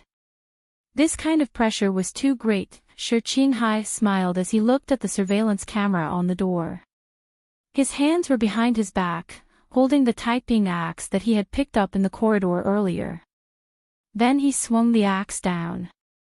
He completely ignored the apartment's complete surveillance and alarm system and smashed the door open. The alarm didn't sound. Shi Qinghai kicked the person behind the door to the ground. After closing the door, he dragged the axe and walked towards the person on the ground. The temperature in the apartment was extremely low. In this late spring and early summer, the owner of the apartment was still wearing a fitted synthetic sweater. Shi Qinghai didn't say a word to the man whose eyes were flickering. He swung the axe down and chopped off the man's right hand. Blood spurted out, and the man screamed in pain. Shi Qinghai exhaled softly. His handsome face was full of satisfaction. He praised, "You made me so hard to find." Chapter 203. After all, the blood in a human body was not the same as the water stored in a fire engine. After gushing out from the severed wrist, the blood was depleted in an instant, dripping and soaking the synthetic blanket in front of the sofa. The blanket was full of blood, and its color became extremely dark and heavy. However, the smell of blood was not absorbed, and instead, it began to spread around the room. The middle-aged man in the synthetic sweater was called Wang Xian, a very ordinary name, and a very ordinary person. At this time, he had lost an arm, and his face was pale. However, after the scream, he stubbornly pursed his lips and did not say a word. He used his left hand to press down on the joint of his right arm. He did not want to die from excessive blood loss, and he also did not think that this beautiful man in front of him would kill him immediately. People who did this kind of work were always extremely careful. The way they died was usually through betrayal or being silenced by their superiors. It was very rare for an enemy to come directly to their door and cut off their arm in such a violent scene. Wang Xian raised his head and looked at the beautiful man in front of him with resentful eyes. He did not ask how the other party found his place, although this was his biggest curiosity. He only forced himself to be calm and said, "What do you want?" The simple surveillance system and alarm system outside the apartment did not have the slightest reaction when the other party broke in. It seemed that the other party had already cleaned the surroundings of the apartment in advance. Although Wang Xian was only an intelligence officer, his ability to protect himself was not bad. However, in front of the other party, he could not even block a single kick, and he could not avoid that tyrannical axe. Combining these two situations, he knew how terrifying the enemy was today. More importantly, he recognized the real identity of this beautiful man at a glance. He began to feel fear and despair, but the other party did not immediately kill him, and he smelled a trace of opportunity. Shi Qinghai took out a pack of 37 brand cigarettes from his pocket, lit one, and took a deep breath. He crouched beside the pool of blood and took a wallet from Wang Xian's body. Through the phone of Senator Macklin's secretary, Helen, he obtained some information, but the information was too vague and too jumbled. It took him a full 3 days to sort through the information before he found the person in front of him named Wang Xian. This person was nominally a staff member of the S2 Mountain Ring 4 States Peace Foundation, but the number of times he appeared in Helen's phone seemed to be a little too much. Starting from this point of suspicion, he began to secretly investigate Wang Xian, paying special attention to this person's movements before the 1st of January of the 67th year of the constitutional calendar.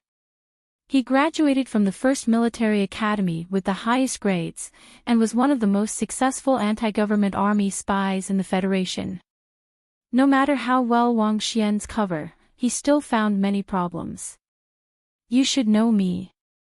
While rummaging through his wallet, Shi Qinghai said vaguely with a cigarette in his mouth, "So, you should know very well that I'm here for revenge. It'll be very difficult for you to survive. But before you die, I'd like to know one thing. How did Senator Macklin send the information to Yang Jingsong of the Department of Defense when he learned that the source of danger was going to Linhai State Stadium?" Some of the ashes flew down with the slight movement of his lips, landing on the dark and bloody carpet. He continued calmly, "I've been investigating for a long time, and Macklin did indeed talk to Yang Jingsong on the phone. But with Yang Jingsong's enmity towards the comrades in the mountains, he shouldn't believe it so easily. So there must be another group of people who vouched for him." Shi Qinghai smiled slightly, and a kind expression appeared on his delicate face. "Tell me who that group of people is. Also, I believe that you must have some evidence that can embarrass Senator Macklin. Please give it to me as well." The other party was a military officer. "I don't know who's behind him, but there was one time when I found out that it seemed to be a big shot in Parliament Mountain. At first, I thought it was someone from the 7 great families, but after some analysis, I don't think so." Wang Xian leaned on the sofa, his eyes staring blankly at the blood dripping from his wrist. Without any hesitation, he confessed according to Shi Qinghai's request. He used to be a member of the organization, so he was very clear about the severity of the organization's punishment for traitors. Although this beautiful man in front of him seemed to have left the organization and become a wandering ghost, since he was able to become the organization's most successful spy in the capital ring of the Federation, the other party must have more tricks up his sleeve. He knew that he couldn't survive those tricks, and there was no loss for him and Senator Macklin to betray their partner. Did the military officer have any special characteristics? A standard professional soldier in the Federation. He used a military encrypted phone. I tried to eavesdrop on him a few times, but I failed. I couldn't follow him either. Wang Xian panted. What I want are the real characteristics. He was wearing a wig. His real hair should be maroon red. Maroon red hair was indeed rare in the Federation, but there were at least a few million people in the population of tens of billions. After a moment of silence, Shi Qinghai said, "Looks like you're quite meticulous. That's all for this clue. Next up is the second one. I need something that can make Senator Macklin uncomfortable." This was the third time Shi Qinghai had mentioned the word comrade. A strange expression appeared on Wang Xian's pale face. He panted and said, "I only asked you to give me a quick death. You know very well that I can't fulfill this request of yours." Shi Qinghai threw the wallet on the floor and took out a photo. It was a photo of Wang Xian, his wife, and daughter. He put the photo in front of Wang Xian's eyes and didn't say a word. He just waited for the other party's answer. Wang Xian bit his lip and didn't say a word. He knew that the other party was using his family's life to threaten him, but he still didn't say anything. Shi Qinghai frowned and looked at the photo carefully. Suddenly, he tore open a corner of the photo with two nimble fingers. It turned out that the photo was actually double-layered. After tearing open the top layer, he could see another photo underneath. Wang Xian's originally extremely pale complexion became even uglier at this time. The photo underneath was also a family photo, but the woman and child in it were different from the first photo. As a special agent, you made a fatal mistake.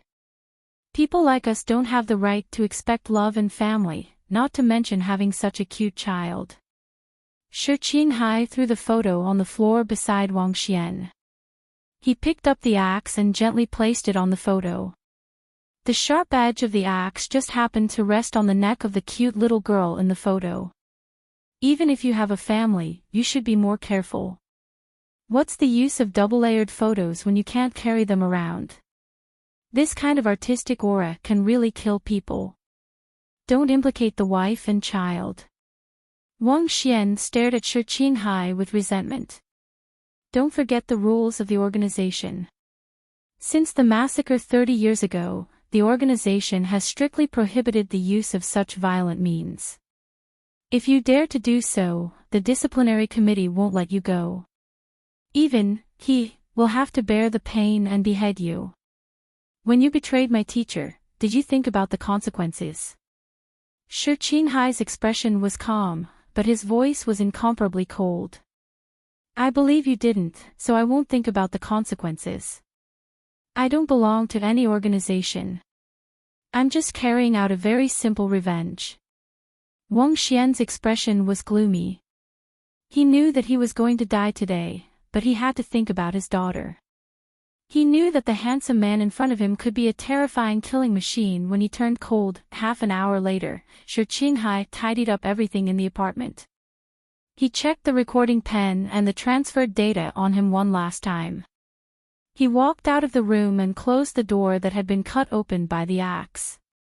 Next to the sofa behind the door, the already dead Wang Xian lay in a pool of blood with his eyes closed.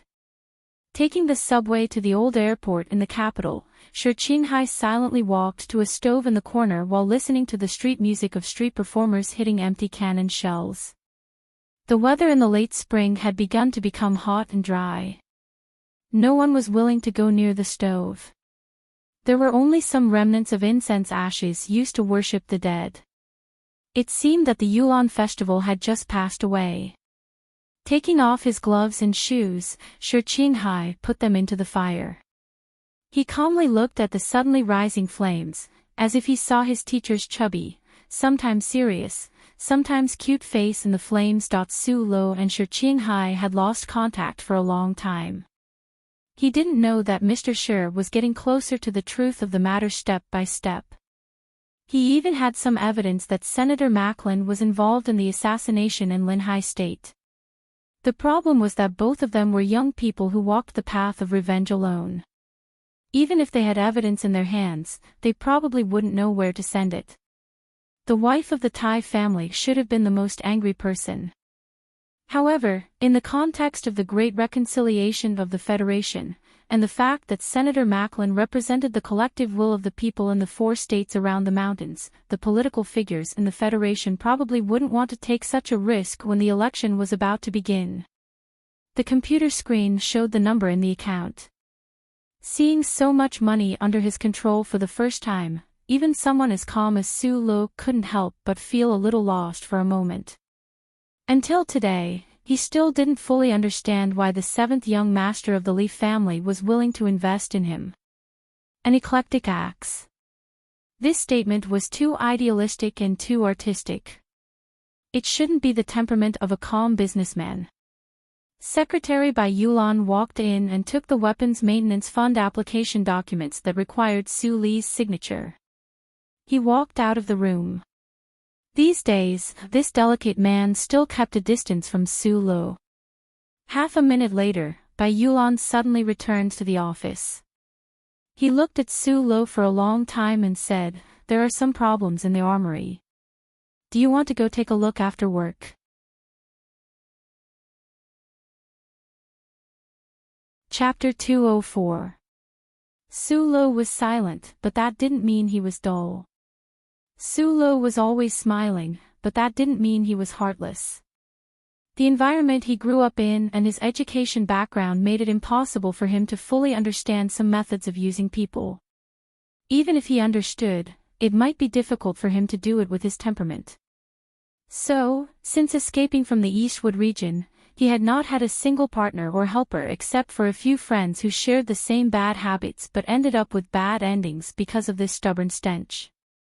Of course, it was a bit harsh to ask an orphan who had just turned 20 years old to suddenly become a powerful child of power. However, as an orphan who had been living in Bell Tower Street for several years, Su Lo was able to safely pass his adolescence. Apart from Uncle Feng Yu's care, Su Li's ability to observe people's expressions wasn't bad.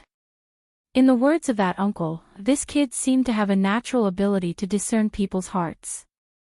Su Lo was able to figure out what the people around him wanted in a very short time. For example, Li Wei wanted respect, so he wanted power and fists. For example, Zhang Xiaomeng wanted to follow in the footsteps of that old bastard, St. George.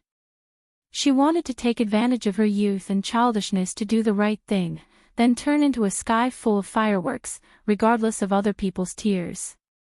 For example, Shi Qinghai wanted peace, but because of that director's leap, it became a bubble. Secretary Bai Yulan needed money. Although he didn't know where his urgent desire for money came from that night's car race on the old road of Shoujing Expressway, it could be seen that this delicate man was willing to give up his life for money. His behavior after the event also proved that this person respected money very much. The organizational structure of the Whitewater Company was somewhat similar to the military structure, but there were also some very different aspects. The most different aspect was reflected in the power of the technical director. The company's combat personnel undertook the task of testing new weapons for the federal military, guarding engineering spaceships on peripheral planets, or carrying out some dark missions for the Federation government. The performance of the new weapons in these battles indirectly determined the time series when the new weapons officially entered the Federal Army's standard equipment. The technical supervisor assigned to the combat team also had more power because of this background. After all, the experimental data of the new weapon and the tracking monitoring needed to be controlled by these technical supervisors. The technicians who were sent to the Whitewater Company from the Research Institute or the Engineering Department were undoubtedly sent away, but they had extremely high authority in their respective teams, just like Sulu. Team 7, which Sulu belonged to, was a little different from the other combat teams. This was because they were now part of the Security Consultant Department. This department was the most peripheral and least valued department in Whitewater Security Company. It was specifically responsible for the comprehensive planning of the personal safety of some of the influential figures in the Federation. In short, it was bodyguards. The first time he met Secretary Bai, Sulu knew that the other party was not an ordinary person. The race that night had strengthened his confidence. Therefore, he did not understand why Team 7, which had a person like Bai Yulan, was not valued by the company. She was assigned to the Security Consulting Department and did not receive any business for half a year. Most importantly, Team 7 did not have a combat team leader. The highest-ranking officer was Sulu, the technical director. This kind of personnel structure was strange. The dark armory was full of the smell of engine oil. The gradually setting sun could not shine into this forgotten corner. A week after entering the headquarters of the Whitewater Company, Sulu found out that the underground of the headquarters, which looked like a farm, was actually a very large comprehensive base. The armory and the training ground were all underground. I used to be the leader of Team 7, but I committed a crime and was dismissed. However, the higher-ups also know that the guys in this team are not very obedient. It is useless to send a new leader. Bai Yulan was leaning against a scrapped self-propelled vehicle.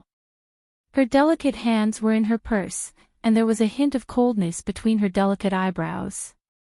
However, the smell of engine oil in the armory and the scattered weapons and equipment made her look different from her usual self. She was like a decadent artistic youth who suddenly stood beside an oil brush. She no longer looked like a lady, but started to look like a real soldier. She was like a decadent artistic youth who suddenly stood beside an oil brush. This was Team 7's exclusive armory. The weapons and equipment inside looked to be in good condition, but they had not been maintained for a long time. No one knew how long they could last on the battlefield. Sulu lay on the skateboard and looked at the internal structure of the self-propelled missile through his goggles. He was sure that if this weapon was transported to a mineral star to fight, it would only need to fire 2 shots before it would fall apart. Bai Yulan's gaze was a little cold, and there was a trace of loneliness hidden in that coldness. She looked at the 2 legs that extended out from under the self-propelled gun and her heart trembled slightly.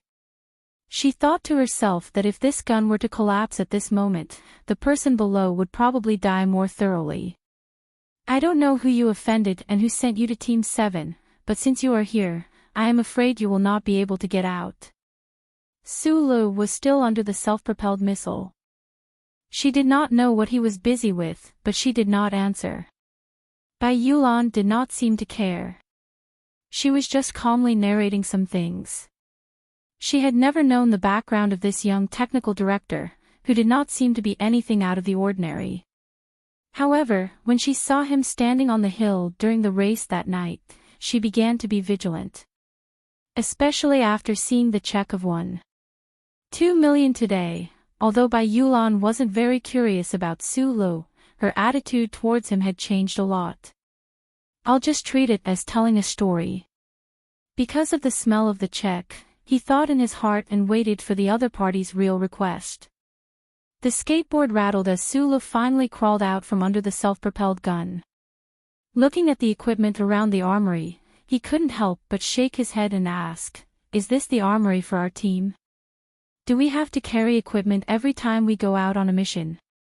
Hearing the words "our team," Bai Yulan's eyebrows trembled. Her hands were still in her pockets, but they gradually clenched. For her, Team 7 would always belong to her and her brothers. No one should even think about getting a share of it. Every combat team has its own armory. According to the information obtained by the technical director from the company, the armory is distributed in batches. Sulu used detergent to wash the stains off his hands. He walked in front of her. After a moment of silence, he said, "The security consulting department? How can they have so much firepower? The equipment here is enough to occupy a small mineral star." Bai Yulan lowered her head and looked at the tips of her smooth leather shoes. Her eyes were soft and gentle.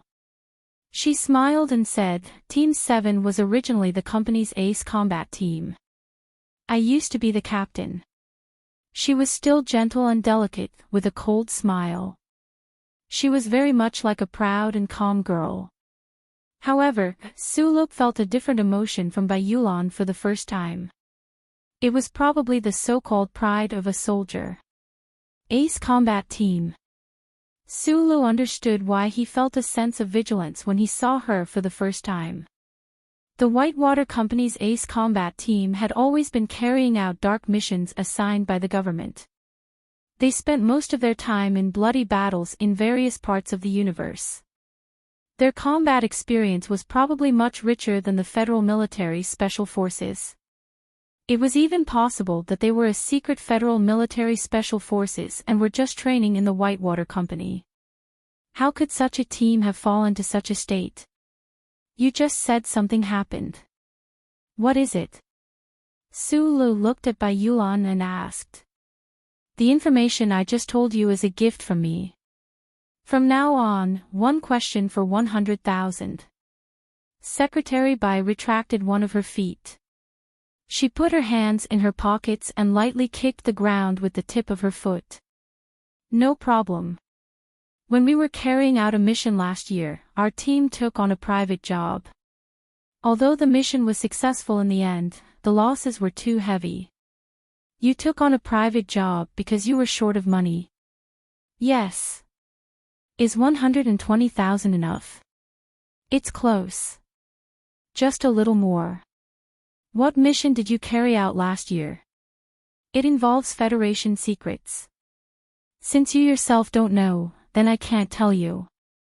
500,000 for this question. "I love money and need money, but I love the Federation's laws and this little life of mine even more, Sir Supervisor." "Was it to test the Federation's new generation MX mecha?" Bai Yulan slowly raised his head. The foot that had been lightly kicking the ground also stepped forward. He stood coldly and looked at Sulu. After a long time, he said, "Yes. I'm done with my questions." Sulu didn't ask this delicate man why he was so desperate for money. He only smiled at him and continued to say, "I've become very rich for some reason now. If you need anything, you can ask me. I can take on private jobs, but I don't do things that are illegal," said Bai Yulan lightly, his tone incomparably calm and harmless. At this time, Sulu already understood Secretary Shin's arrangement. Back when Macho had been negotiating at the back of the mountain terrace, he had suggested that he wanted to observe the development of the new mecha from the closest distance. However, he couldn't show his face in the engineering department, so the other side had actually chosen such an unexpected method to send him to the side of the few people in the Federation who had personally operated the new generation MX mecha. "Of course it's not illegal," said Sulu. "It's something personal. Personal matters are often troublesome matters." Bai Yulan lowered his eyes and looked at Su Li's hand that was covered in the color of detergent. He said slowly, "I can sell my life for money, but I also want to sell it clearly." That delicate pair of hands pulled out of his pocket, a military knife in his right hand. Bai Yulan said in a low voice, "But if you want our team, then this isn't a matter of money. I can't let a young spoiled brat like you drag all 30 of us into a pit." Sulu looked at the delicate military knife in his delicate hand and said, slightly taken aback, "What do you want to do?" Actually, if this sentence had been said by the delicate Bai Yulan, perhaps the scene would have been better. But Bai Yulan only smiled and walked over to him, saying, "If you want to buy Team 7, then at least let me see your true strength. If you're not strong enough, how can you have the right to make such a request?" Sulu was speechless. He still couldn't completely understand the logic of certain people, such as the logic of these Federation soldiers. He looked at the delicate man walking over with the delicate military knife, and could only clench his fists.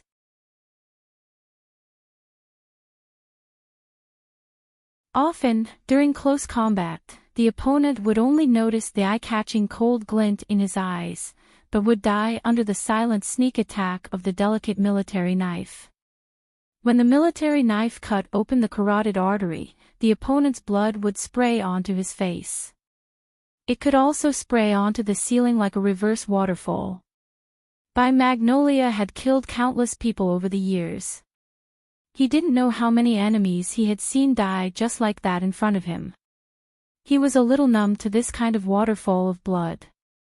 However, today, he didn't want to kill Sulu, but because of this inexplicable sense of danger, he used his killer move. His right index finger trembled slightly. He was ready to place the military knife on the opponent's weak neck and make the opponent admit defeat. However, at this moment, Su Li's shoulders suddenly rose. His right arm came from the outside and smashed horizontally. A heavy muffled sound echoed in the dark armory. Magnolia lowered his head. His delicate brows were furrowed. He stood calmly. The military knife in his right hand was slightly stained with blood. His right leg was trembling non-stop. Su stood in front of him. There were 7 or 8 slender cuts on his clothes. Only the cut on his shoulder was slowly oozing blood. Magnolia raised his head and said softly, "What did you eat when you were growing up?" Su was stunned. He said, "Beef." Magnolia smiled self-deprecatingly. His fingers twirled a flower, and he put the military knife back into the hidden sheath at his waist. He turned around and walked out of the armory. Su Li's last attack had been too powerful. His left arm, which was blocking the side of his face, felt like it was about to break. His right leg, which was supporting him and not falling down, began to tremble. Sweat seeped out of Su Li's hair and dripped onto the wound on his shoulder. Su looked down and couldn't help but shake his head. Magnolia's attack was indeed cunning and ruthless. If his reaction had been just a bit slower, that military knife would have slit his throat. He just felt a little confused. He fought for no reason and got injured, but he didn't really beat the other party into submission. Could this be the way the Federation soldiers did things? Su thought to himself. Luckily, he was just a civilian soldier. At the end of the corridor in the Army General Hospital, the glass window was opened. The late spring scent of the garden downstairs seeped in. Su lit a cigarette and smoked in silence. Yulan was leaning against the wall of the corridor with his hands folded in his sleeves, silently looking at the scenery outside the window. His facial features were delicate and his expression was serene. Unfortunately, the bruise on his left cheek and his trembling thigh ruined this picture. Su handed him a cigarette. Magnolia didn't shake his head or accept it. Su squatted down and continued to smoke his cigarette.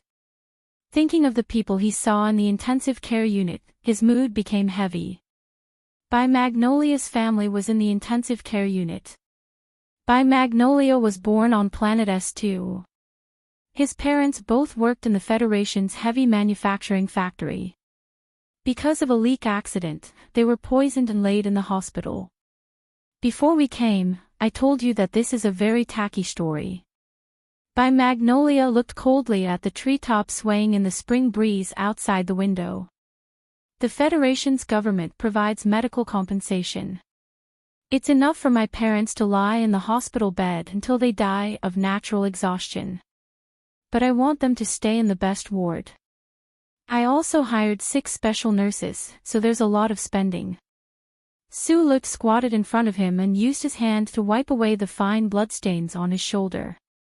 The company's salary and benefits have always been good. Plus, you still have a military salary to take. There's really no need for you to take on any private jobs. In the middle of an important mission for the Experimental Federation's new generation of MX-type mecha, the combat supervisor of Team 7 beside him actually dared to take on private jobs. He didn't know whether to say that this delicate man valued money more than his life, or that he was too filial. This has nothing to do with filial piety. By Magnolia said coldly, I just like money. I also want to live the best life. I want to wear branded clothes, drive branded sports cars, and sleep with the best women. All of this needs money. Su-lo was silent. He really didn't know what kind of person By Magnolia was. At this time, a nurse walked over. Seeing Su-lo smoking, she loudly reprimanded him. Su-lo stood up unabashedly and apologized profusely. He extinguished the cigarette with the tip of his foot. Unable to find the dustbin, he could only pinch the cigarette between his fingers. By Magnolia looked quietly at his fingertips. Looking at the extinguished cigarette, he suddenly said, What exactly do you want me to do? Su-lo took out a bank card from his pocket. It was the one Li Xiaotong had prepared for him. Handing it over, he said, There's 20 million in the card. By Magnolia was silent for a long time. He was probably shocked by this number. He could be considered a high-income person in the Federation. Adding in the private jobs he had taken on over the years, and the 1.2 million check Su-lo had given him in the afternoon, he had about 5 million in savings. However, his attitude towards money had always been extremely respectful, the more, the better. He took the light yet heavy bank card and said calmly, Deal. By Magnolia didn't ask Su-lo what he wanted him to do. For a moment, Su-lo didn't understand what deal meant. Only after a long while did he come to his senses. His eyes gradually narrowed. He understood that this oddly delicate man was saying that he would sell his life to him.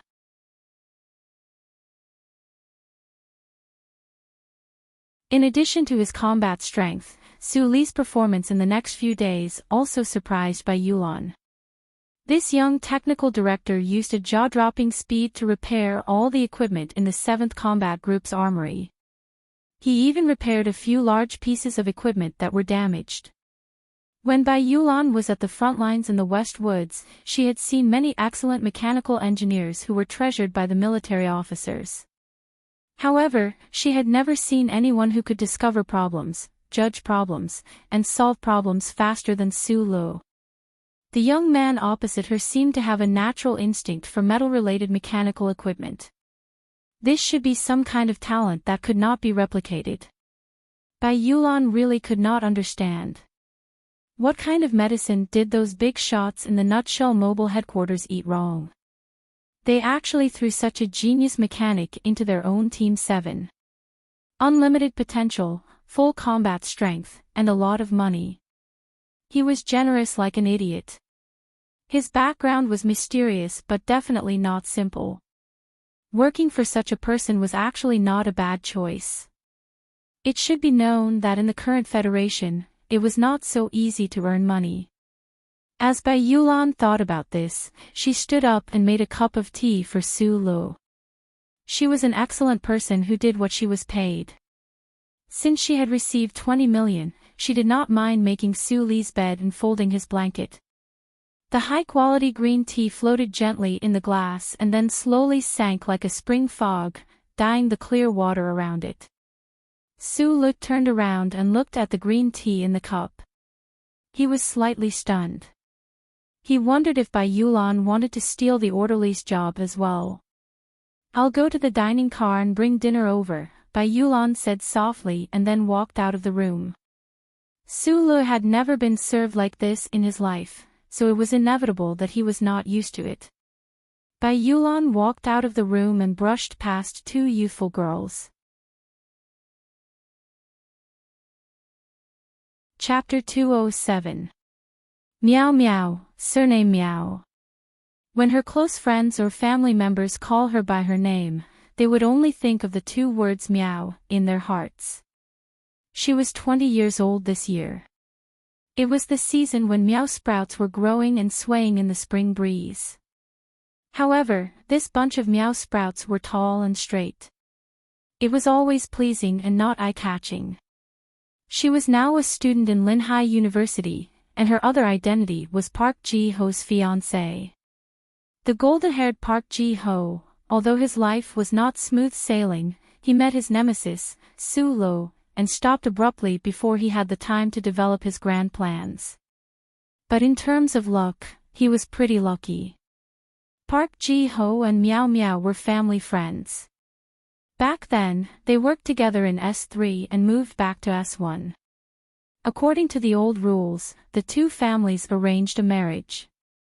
Although it was not a terrifying family like the 7 major families, after all, it was still a foundation. Park Ji-ho didn't expect to be free to love. Moreover, Meow Meow was a docile, unpleasant girl. Most of his thoughts were on his future, so the two got along well. After the tragedy on Hushan Road, Meow Meow, as Park Ji-ho's fiancé, naturally went to the capital special district. The funeral had just been arranged a few days ago, but the grief in the girl's heart couldn't be erased in such a short time. The elders of the two families were a little worried, so they simply asked for leave from school. Including the summer vacation, a total of 3 months, they let her go back to her hometown in S3 to relax. Today, in the high-speed train carriage, they were heading to the largest airport in Gangdu. Her fiancé had just passed away, so in this late spring, Meow Meow wore a dull black outfit. Her small face was not powdered, and there was a trace of sadness in her pale face. The girl who was traveling with her was called Nan Xiangmei. She was Meow Meow's good friend. They happened to meet in the special district, so they agreed to go to Gangdu together. His relatives might still be sad, and his fiancé might need to spend several years to get rid of this bad news. However, others didn't have so many thoughts. Although they didn't sing and dance together, Nan Xiangmei had never seen the rumored handsome blonde boy. Therefore, when she saw her female companion's sad expression, it was naturally difficult for her to sympathize with her. She could only quietly comfort her and ease her worries. Nan Xiangmei was definitely not a stunning girl. Her lush black hair was casually cut to the side of her ears. She was not as soft as the average long-haired beauty, nor was she as pretty as the short-haired girls. She was just calm, and her facial features also revealed a sense of calmness. If one looked at her carefully for a long time, one would be able to appreciate more and more of her beauty. Listening to Nan Xiangmei's comfort, Meow Meow forced a smile. But when she thought of her fiancé in the cemetery, her heart couldn't help but twitch. She and Park Ji-gao didn't meet much, but the two of them had the same thoughts. She knew what kind of lofty ambition the blonde man had. Unexpectedly, after 3 months, he passed away just like that. Meow Meow didn't know about Nan Xiangmei's family situation. At this age, no one would talk about their family background. But she knew that her friend's family shouldn't be short of money. And at this time, she was lonely and sad, so she was grateful to have her friend by her side to comfort her. Meow Meow looked at Nan Xiangmei's calm eyes. After hesitating for a moment, she remembered the news that her sister-in-law secretly told her. That news had been suppressed in her heart, and there was no one to ask. Now that she was comforted by her friend, the sadness and anger in her heart suddenly rushed out. She tightly pursed her lips and said, "There is a secret behind Jigao's death." Didn't the district prosecutor's office close the case? Nan Xiangmei was slightly surprised. She looked at her and said softly, "It's just a scapegoat." Meow Meow's face showed a trace of sadness. Jigao offended a big shot in the Federation, so he was killed. Nan Xiangmei quietly looked at her eyebrows and confirmed that her friend didn't start talking nonsense because of the death of her fiancé. She tilted her head and thought for a moment, then said, "Who told you?" "Park Ji-sung." "The elders in the family were worried that I would think too much, so they kept it from me." Meow Meow sadly turned her head and looked at the mountains outside the car window that was covered with a layer of golden sunset. She thought that the sun would eventually rise tomorrow, but what about her lover? Nan Xiangmei softly sighed. After a moment of consideration, she was sure that it was inappropriate for her to say anything at this time. She had no choice but to ask, "Who is so vicious?" "I heard that it was a person who entered the nutshell with Jigao. He entered the research institute, but then disappeared." Meow Meow turned her head and sneered, Bai Yulan shrugged. She carried the tray through the passage and opened the door of the private room. She thought that the sound insulation of the luxurious soft sleeper private room on the high-speed rail was too poor. The two girls inside actually didn't know who to avoid when they talked about murder and arson. The luxurious soft sleeper private room occupied a large area. In addition to 2 comfortable beds, there was also a sofa and a few simple furnishings. Bai Yulan put the tray on the coffee table. She glanced at the big black box under the coffee table and looked at Su Lu. Su Lu nodded. Bai Yulan opened the big black box and pushed it under Su Li's bed. When they left the capital, Su Lu always carried this big box with him. He didn't know what was in the box, but he knew that it was very heavy. She poured a glass of orange juice for Su Lu. Su Lu said thank you. "I'm used to the smell." Nan Xiangmei looked at the young man in the corner with a smile. She didn't secretly guess the identity of the other party. Although it was strange that the other party was staying in a luxurious compartment at such a young age, it was just that she misunderstood Su Li's action of putting out the cigarette. She somewhat approved of this person's attentiveness and didn't want to be nosy. She was not used to riding in such a luxurious compartment. Although her family definitely didn't care about the cost, she only came here to accompany her friend. The sleeping compartment at night didn't shake much, but she was still more used to riding the old-fashioned train alone in her early years. That kind of shaking felt real. The lounge was very dim at night. After Su Lu heard the girl's words, he silently took back his hand that was putting out the cigarette. Looking at the calm smile on the girl's face, Su Lu knew that the other party should not be the widow that he didn't want to see. His mood was slightly relieved. People who met by chance on the journey might strike up a conversation or remain silent. At this time, the man and woman on the sofa were silent. The dim light didn't mean that it was ambiguous. The corner was darker. Su Lu quietly looked at the girl. The girl was wearing a plain dress, and her whole body exuded a sense of peace. At first, he didn't feel anything, but the more he looked at her, the more he could see the beauty of her face under her black hair. When he was in Donglin, he liked to look at the few beauties on the street. When he was a gatekeeper, he also saw many youthful bodies. With just a few glances, he found that this girl was outstanding.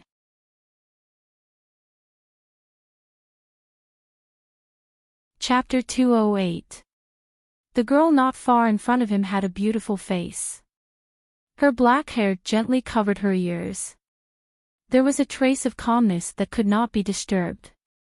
It was pleasing to the eye, but it was only pleasing to the eye.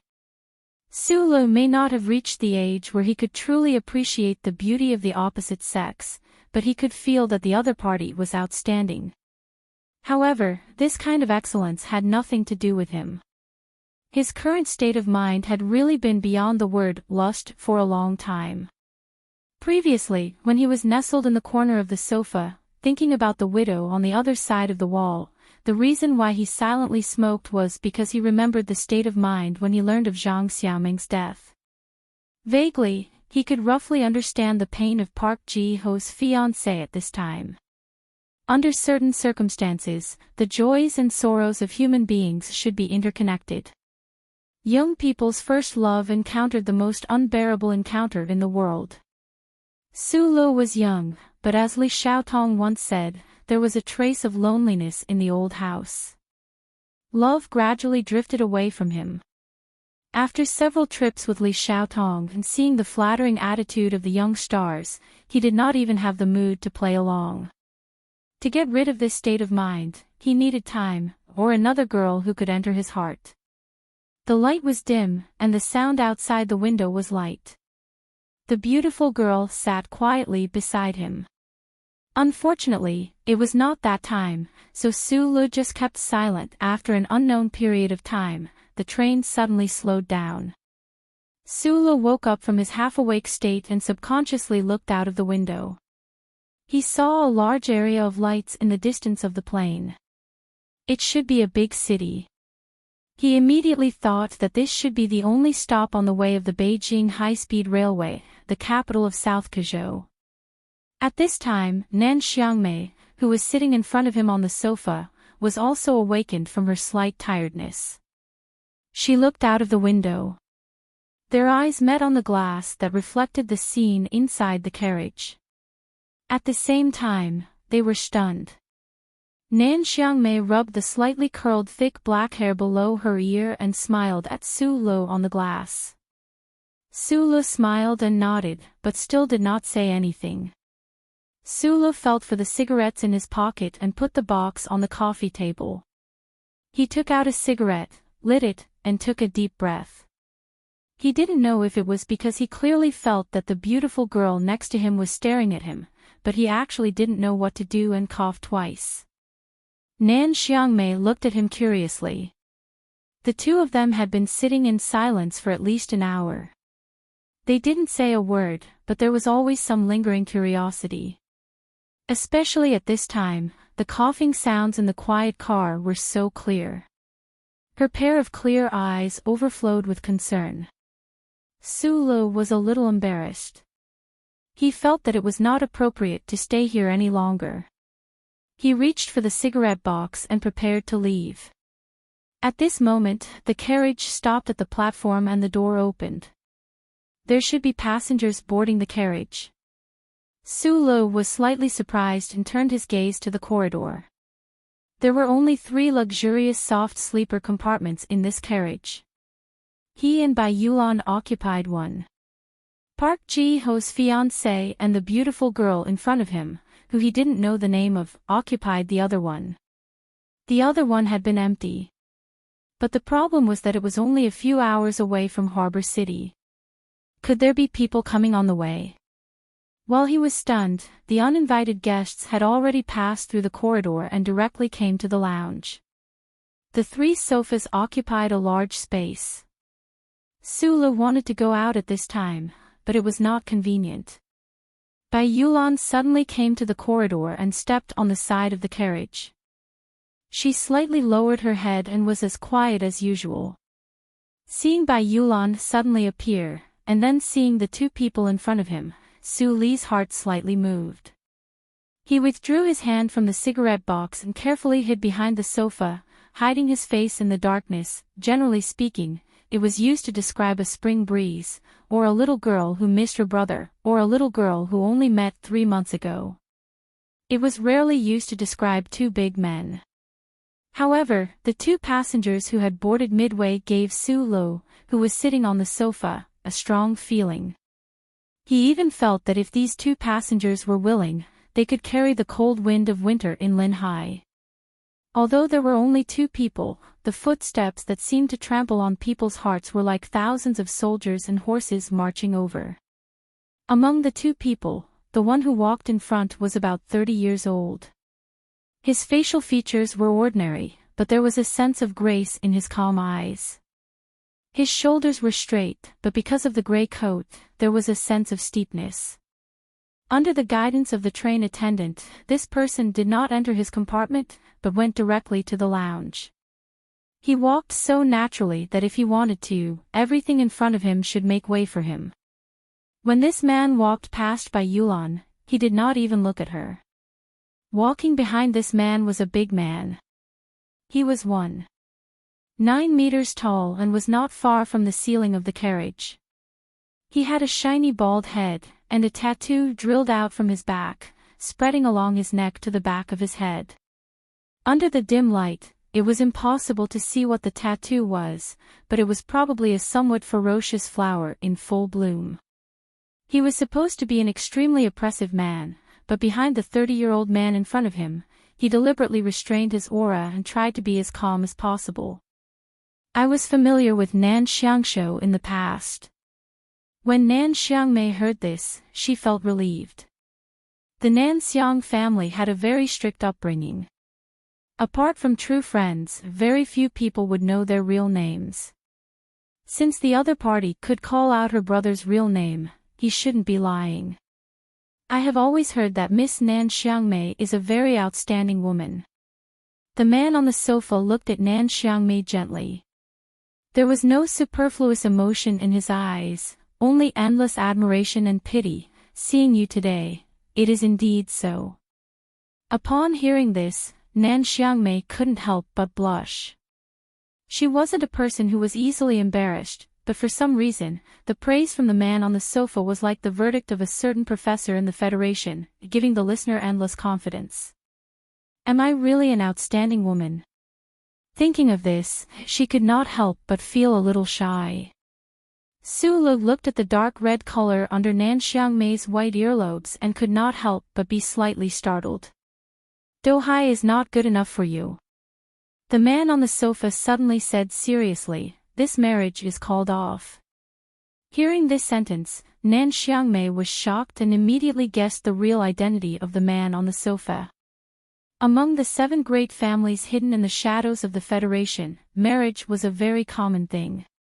Once the parents of both sides decided, no one could stop it. Nan Xiangmei also could not escape this fate. However, at this moment, a strange man suddenly got on the train in the middle of the night, praised her with full of pity, and said that he wanted to call off the marriage. Among the 7 great families, probably only this person could ignore the authority of the elders and break the marriage between the 2 families with just a sentence. Nan Xiangmei slowly stood up with a trace of disbelief and looked at the man on the sofa in a daze. In the hearts of the children of the aristocratic families, this man in front of her was already a legend, and deeply respected. Thank you. Su Lu was an outsider. He did not know Nan Xiangmei, and it was impossible for him to know who the man on the sofa was. So, he did not understand this conversation at all. He only felt that Miss Nan Xiangmei, who was silent in the middle of the night, seemed to be happy from the bottom of her heart.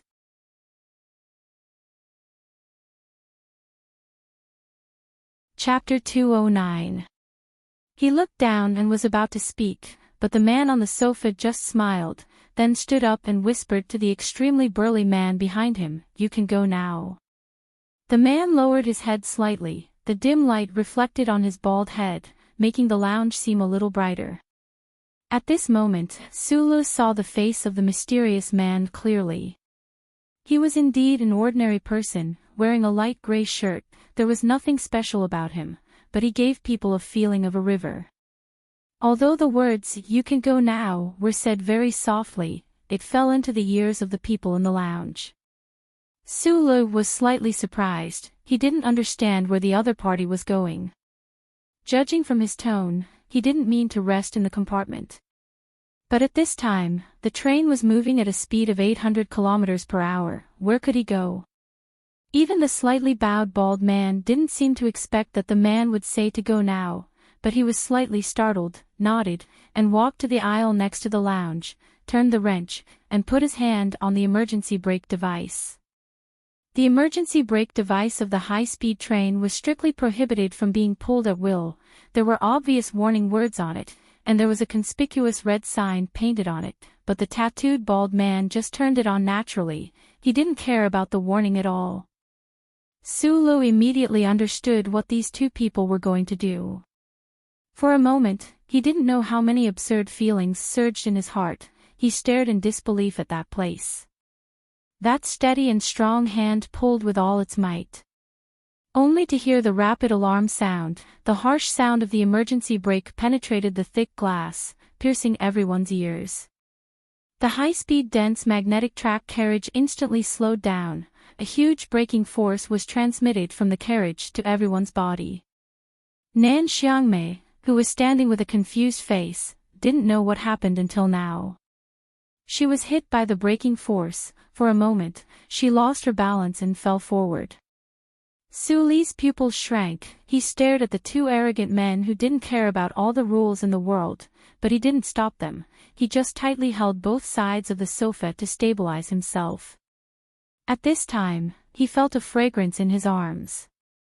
He subconsciously reached out to support Nan Xiangmei's body, his hand on the girl's waist, but he still couldn't stop Nan Xiangmei from falling into his arms. Warm and tender, the ear-piercing breaking sound finally stopped. The train was like a wounded serpent. After a long time, horrified shouts, loud curses and low cries came from the other carriages. There were only 3 rooms in the luxurious room, so it wasn't as noisy as the other rooms. However, the expressions on their faces were a little ugly. Nan Xiangmei finally woke up from her panic. She supported herself on Su Li's shoulder and stood up. She hurriedly bowed her head and thanked him. Then, she lowered her head and walked towards the room. At the door of the room, she found that Miao Miao was waking up with sleepy eyes. No matter how deeply asleep a person was, they would still be affected by the sudden braking force. He woke up with a start. Su Li subconsciously looked towards the corridor and saw that Magnolia was still standing quietly by the window. However, her feet were already on the floor, and her face was slightly pale. He didn't know what she was thinking. The man on the sofa was gone, and so was the bald man with the ferocious flower tattoo. There was no one in the lounge, as if the two people had never been there. Su Li quickly turned back and looked out of the window. At this time, the lights in the carriage were turned on, illuminating the field around the magnetic track. This place should still be in the territory of South Kuzhou. The Federation's unified farm was densely planted in the fields. There were about 1 person planting a variety of grains. Under the night wind and the illumination of the train lights, the grains undulated like waves. Su Li narrowed his eyes. He vaguely saw 2 figures in the waves of the grains, quietly moving towards the distance. The bald man silently followed the man in gray clothes through the difficult fields of the farm grains. He startled the voles and disturbed the insects. He was silent, without any doubts or questions. Gradually, they went farther and farther until they came to a small hill beside the field. The man in front stopped and looked back at the distant magnetic track with faint lights. He smiled. The man sat down and took out a flat metal bottle from his pocket. He took a small sip and then handed it behind him. The bald man also sat down beside him. He took the bottle and took a big gulp. After a moment of silence, he said, "I thought you would at least say a few words to that guy called Su Li." The man smiled and said softly, "Sometimes, a glance is enough to see a person. There's no need to say anything." For a man who left home at a young age and was extremely rebellious, he had honed his strength to match this kind of rebellion. He had built such a large territory with his bare hands. Other than the mysterious Bureau of Proclamation, there were no rules in the Federation that were worthy of his attention. He had boarded the train in the middle of the night from South Kuzhou just to see the man and woman. Since he had seen them, he was satisfied and naturally left. He came in high spirits and returned in high spirits. He did what he wanted. When he wanted to leave a certain place, he didn't want to stay for even a second. When he said he would leave without hesitation. As for the inconvenience and commotion that his jaw-dropping way of leaving would bring to the people on the train, it wasn't something he cared about. The thorny flower baldy silently sipped his wine. He usually drank 3 caddies of white wine, but the man beside him only had a small bottle on him. He drank it very carefully. Although he drank it in small sips, after a few sips, there wasn't a single drop left in the bottle. He turned his head to look at the man in front of him who was gnawing on a green plant. He knew that this man had always been used to doing as he pleased. But tonight, he still didn't understand why he wanted to see that young man called Su-lo. If the young lady of the Southern Prime Minister's family was involved in the man's younger brother's marriage, then what did Su-lo represent? That little guy called Su-lo, it seems that he still doesn't know what happened in S2 tonight. The man peeled off the outer layer of the green plant on his finger and sucked on the fragrant juice inside. He said in a muffled voice, "Once this matter is out, Lawyer Pabre will be in a terrible fix for a while. That old bastard Macklin will definitely cry in front of the Federation voters again. The hearts of the people can't be used up." Ross is also a smart person. He allowed Macklin to play as he pleased. The two of them took advantage of the situation and narrowed the gap between them a little. The thorny flower Baldy's expression calmed down. Although the activities of the upper echelons of the Federation and the circle of the Jianghu he belonged to were thousands of miles apart, he knew that the man beside him would never say anything meaningless. The Federation election is just a show. It's not a foreplay, but a climax that girls envy. Wave after wave, there will always be a break in between. Tonight's terrorist attack at the concert can be considered as a climax. The next climax will naturally be the development of the new Mecca of the Federation. There are still at least a few months in between. Logically speaking, the data from the laboratory should be in the hands of those hypocrites from the Federal Academy of Science. However, the Nutshell Engineering Department has never let go of it. Moreover, Su-lo is currently heading to Hong Kong. This is somewhat interesting. The thorny flower Baldy had been silent the entire time. He believed that this matter had nothing to do with him or the man beside him who he respected so much. "In my entire life, other than the first 2 years of recklessness, I have always been looking at those interesting people and things in the Federation." The man threw away the green plant in his hand and smiled as he looked up at the stars in the night sky. He said, "Nan Xiangmei is a very outstanding girl. How can a fool like Do Hai be worthy of her? Su-lo is also a very interesting person. I believe that he is also very clear about his own importance. The problem is that he doesn't show it. The one I don't understand the most is that old ghost, Macklin. He is the second leader of the anti-government army. He forcefully entered the political system of the Federation through nonviolence. He completely broke away from the armed forces and even wants to be the vice president. The problem is that with his intelligence, how can he not understand that the anti-government army in the mountains is his most solid foundation? If the anti-government army is really turned into a pack of dogs by him, he can only be a forgotten character in the Federation. Even if he really becomes the vice president, in the future, he will only be a puppet. Moreover, the moves he used are too ruthless and too insidious. They are completely pushing the Federation down the path of chaos. What good does this do for him? If he is from the Empire, it would be easy to understand. The problem is that this old man is definitely not from the Empire. He is also an extremely strong fanatic. He smiled slightly and took back the bottle from the Baldy's hand. He found that it was already empty, so he couldn't help but shake his head. He took out a pack of cigarettes from his arms and gave one to the Baldy and lit one for himself. It was the pack of 37 brand cigarettes that he took out in the carriage. The Baldy squatted beside him and took a deep breath of the cigarette. He narrowed his eyes and looked at the man's side profile. Many people in the Federation were proud of his evaluation, but only he knew that the man beside him was truly famous for his unique vision. That pair of eyes that were praised by people for being able to appreciate beauty in the universe, even the family that the man betrayed still needed his judgment from time to time. This was a rare opportunity, so the Baldy asked in a deep voice, "What do you think of the people involved in this matter?" Li Xiaozhu is only a bag of skin. When the man evaluated the young people of the 7 great families in the Federation, he actually had a sense of superiority.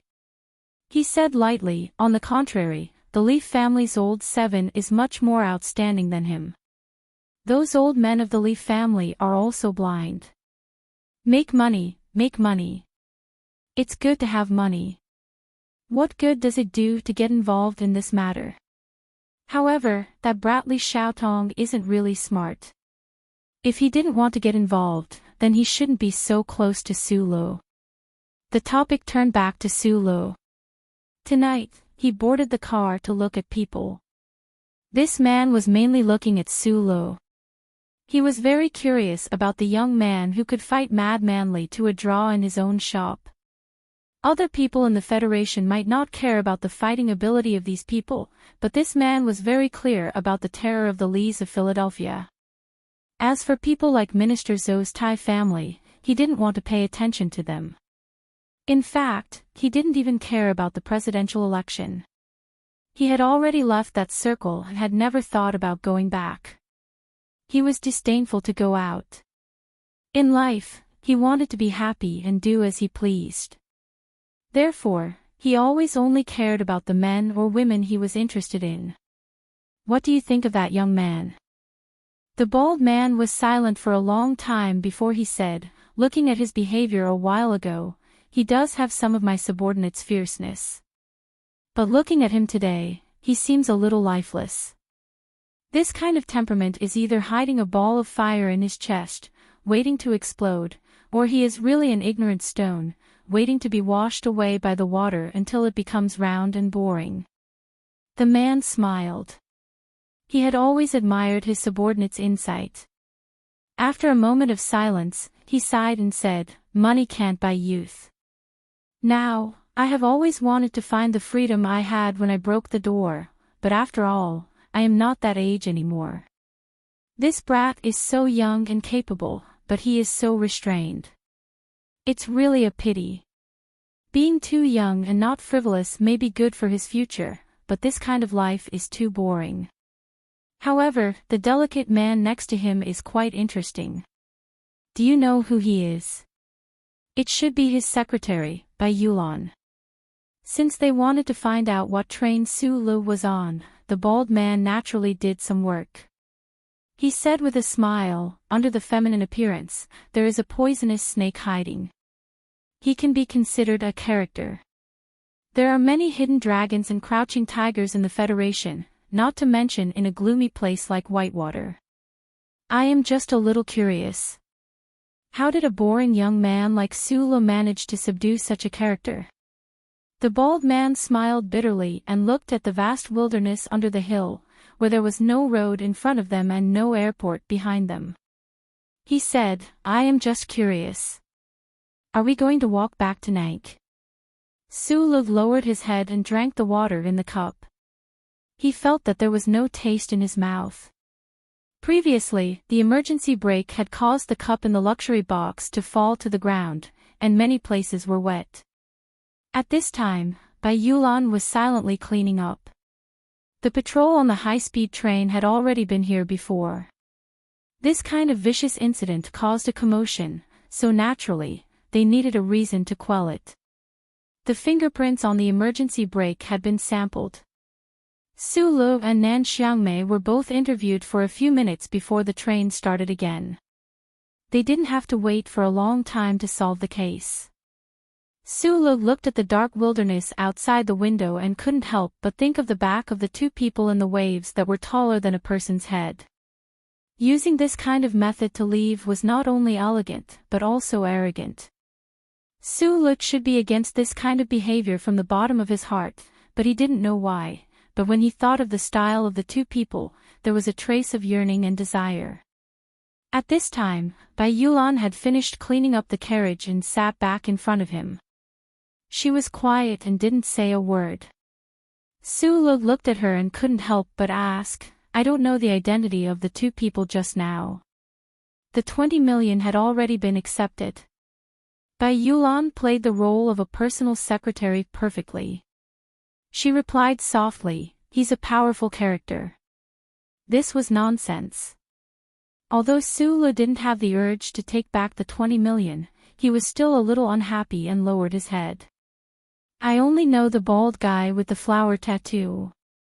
Bai Yulan lowered his eyes and took out a small knife from his trouser pocket with his right hand and calmly placed it beside him. When the two men got on the train, he had been keeping his hand in his trouser pocket. His fingers might have been holding this delicate knife all the time. Bai Yulan was a delicate man, and the weapon he used was also very delicate. It was naturally inconvenient to use a military knife outside, so he changed to a small knife, but still looked delicate. But just like him, the delicate appearance was just a means to hide the terrifying coldness. At the mention of the man with the ferocious flower tattoo, the delicate man's face turned slightly pale. He wasn't nervous, but rather excited. However, his voice was still extremely soft and gentle. "I'm the one who takes on all of Team 7's private jobs. The company also often takes on some shady missions, so I do know a little about these reckless people in the Federation." Sulu raised his head and looked at him with some surprise.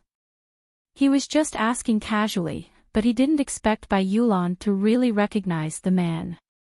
The big man with the flower tattoo is called Zhang Xiaohua. Bai Yulan pinched the delicate knife between her two fingers and carefully trimmed her nails. She lowered her head and said, "Don't be fooled by his old-fashioned and stingy name. He's actually a very magnanimous person. All the underground businesses in South Kizhou are under his control. Most people call him Uncle Hua. Don't be fooled by his appearance. The big guy is actually very wise. In fact, this Uncle Hua of South Kizhou is as meticulous as his name suggests. You must know that there is no future in the underworld of the Federation. Regardless of whether guns are banned or not, as long as the Constitution exists, as long as the government doesn't like it, they can casually kill these reckless people. But this Uncle Hua is still alive, and he is living a good life. Just this point alone is enough to make people admire him." Sulu heard this and nodded. He remembered when he was young, the underworld of Heshi State was defeated and disbanded because of the government. They retreated to the orphans behind Zhonglo Street, which indirectly led to his first killing. The Federation doesn't allow vicious cases to happen, and law and order have been good for countless years. The underworld does not seem to have a future. When this Uncle Hua started his career at the beginning of the year, he had a murder case. I don't know where his luck came from, but he actually found a boat and hid in Bermuda for a few years. Then, for some reason, he returned to the Federation and turned himself in. For some reason, the district court was lenient. In total, he only spent 7 years in prison. How old is Uncle Hua now? Should be 43. Normally, Sulu would ask Bai Yulan at this time. If he were to face Uncle Hua head-on, he would probably have a chance of winning. However, Sulu had never been very curious in this aspect, and he didn't think that he would meet Uncle Hua in the future, so he didn't ask. Bai Yulan had finished trimming her nails and sheathed her knife. She lowered her head and calmly said, "I'm probably not his match, but if he wants to kill me, he will have to shed at least 3 pounds of blood." Sulu was slightly startled, but then he thought that if the bald man named Zhang Xiaohua was such a sharp character, then what kind of character would that 30-year-old man be?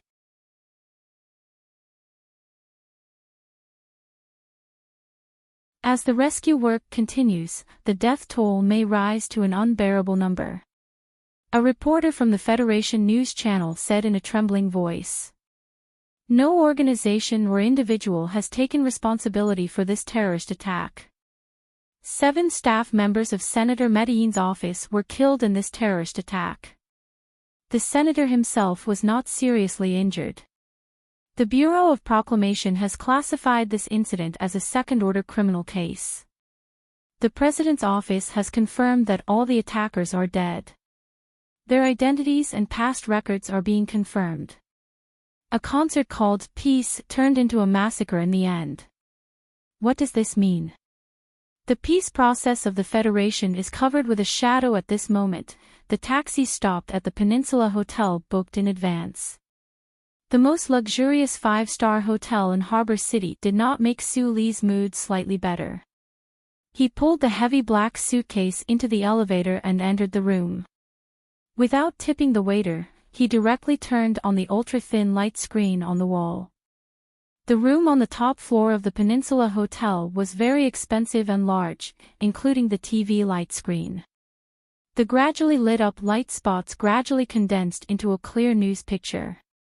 In the civic stadium of the 4 states in Region S2, the colorful lights and ribbons that were originally arranged for Jian Shui's peace concert had all turned into ashes and ruins at this time.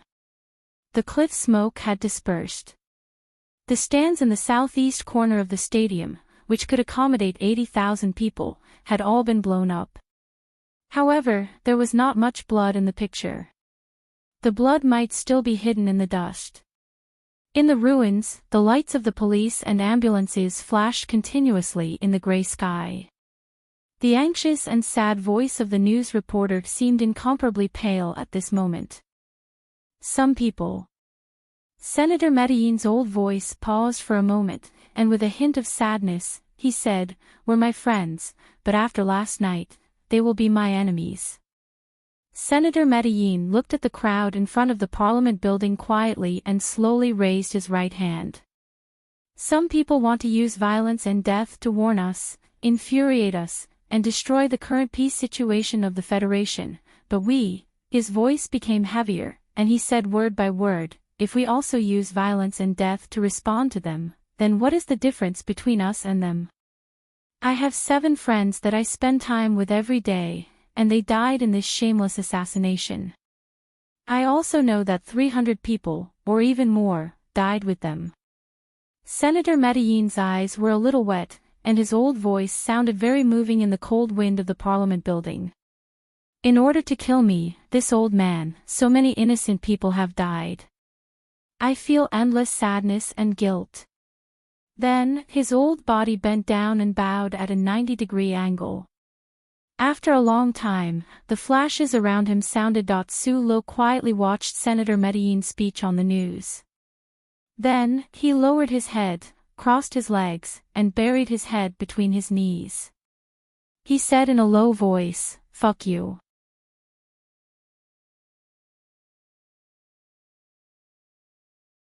Chapter 211.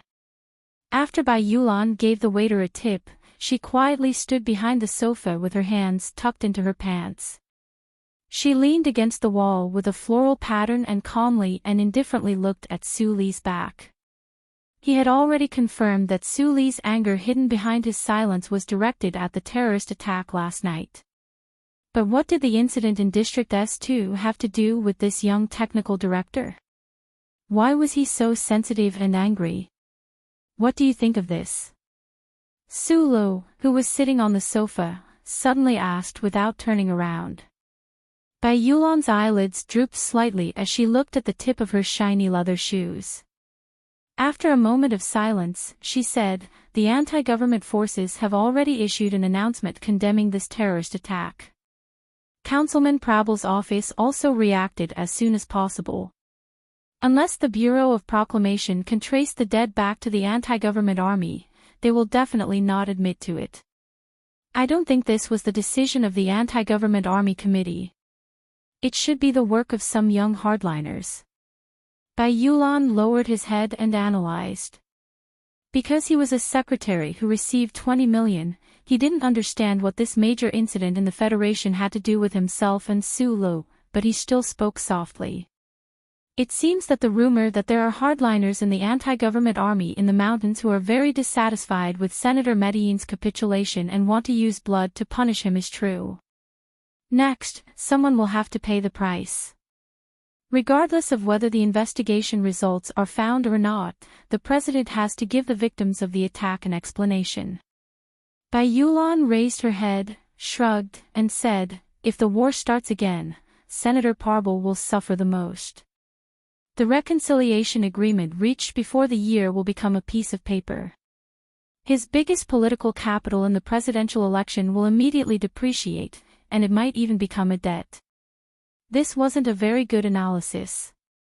Magnolia's delicate appearance hid a fierce fighting ability, but he was not a strategic analyst after all.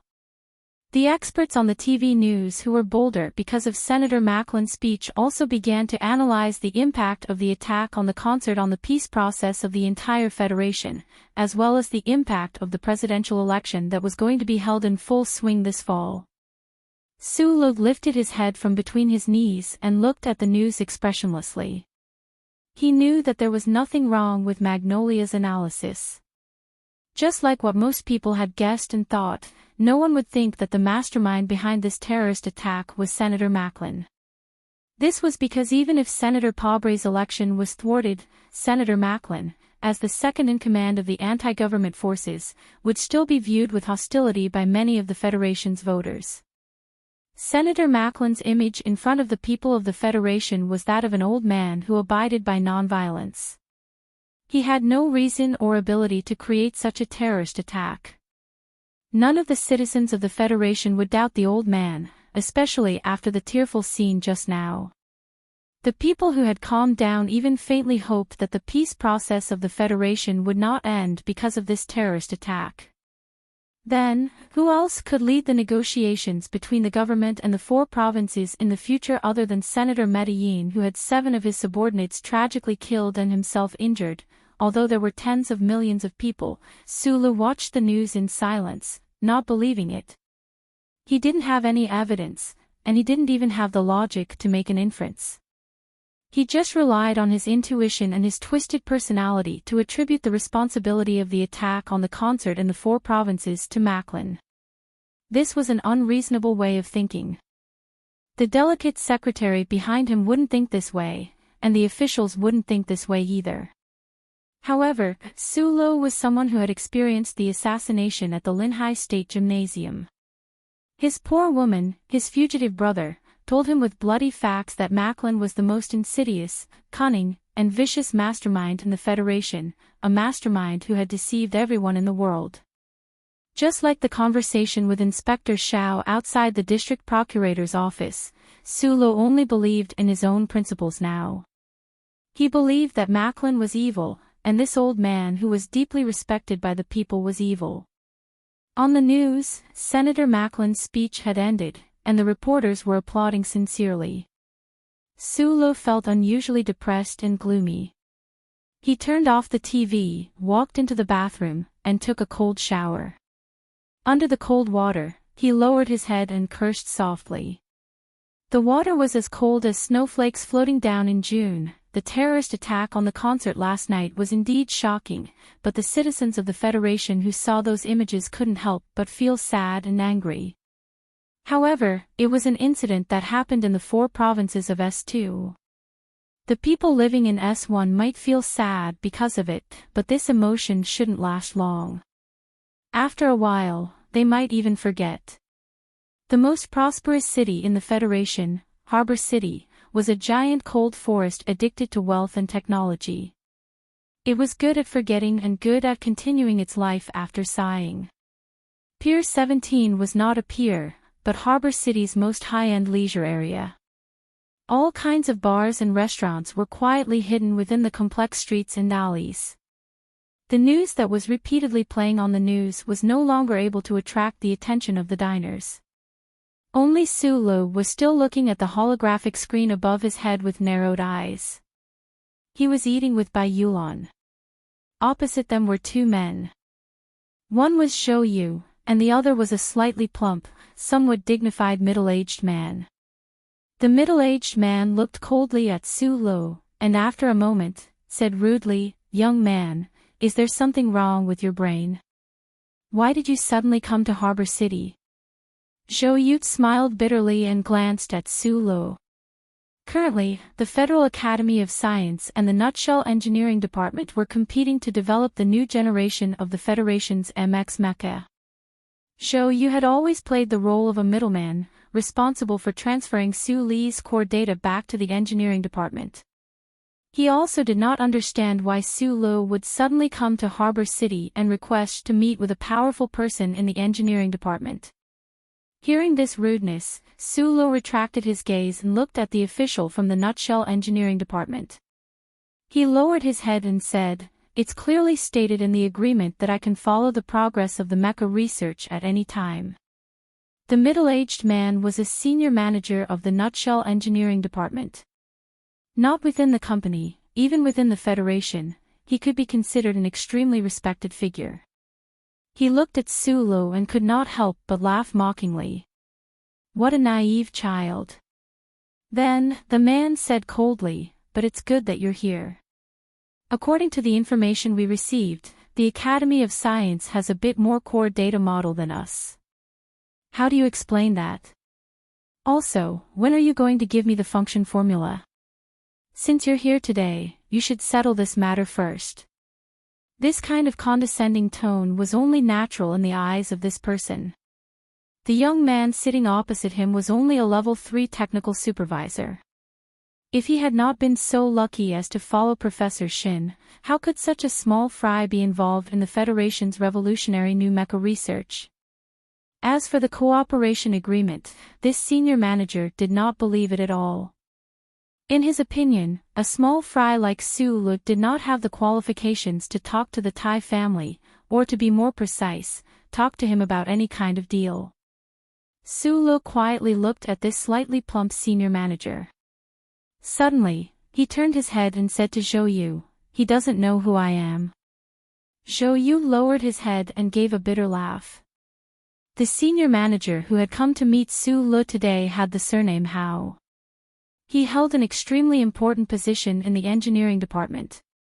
Manager Hao, who knew the inside story, obviously knew that this young man had played an important role in this matter.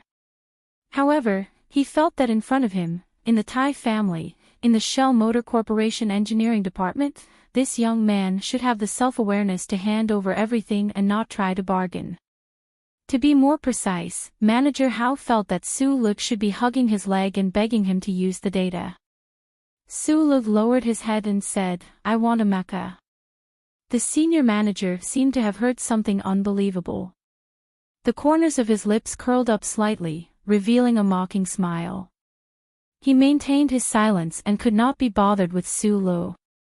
He gently stirred his coffee cup. Su-Lu waited for a while, then dialed a number. He said to the person on the other end of the line, "I'm currently talking to a manager with the surname Hao. It's not a very pleasant conversation. Your request is a bit too high. I might not be able to satisfy you." "I'm not in a good mood today," Sulu said softly into the phone. "If we can't reach an agreement, then forget it." He hung up the phone, stood up, and prepared to leave. Zhou Yu had gradually gotten a better understanding of Su Li's personality after interacting with him for the past few days. He knew that this young squatter had a different temperament from everyone in the Federation. What nutshell mobility company? What Tai family? What Tai family? What nutshell mobility company? What Tai family? Perhaps they could make him feel some fear, but if he was truly pushed to the edge, he would really do anything. Manager Hao stared in disbelief at Su Lu, who was preparing to leave. He had not expected this young man's reaction to be so big. He stared coldly at Su Lu, lowered his head, and said calmly, "Don't forget Professor Shin's name. In the entire Federation, under the pressure of Dean Lin, the only ones who can continue to help you are us." Su Lu had originally planned to pretend that he did not hear this person speak, but when he heard his teacher's name, he stopped his thoughts of turning and leaving. He stared at Manager Hao's plump face like he was staring at a flower that was about to bloom.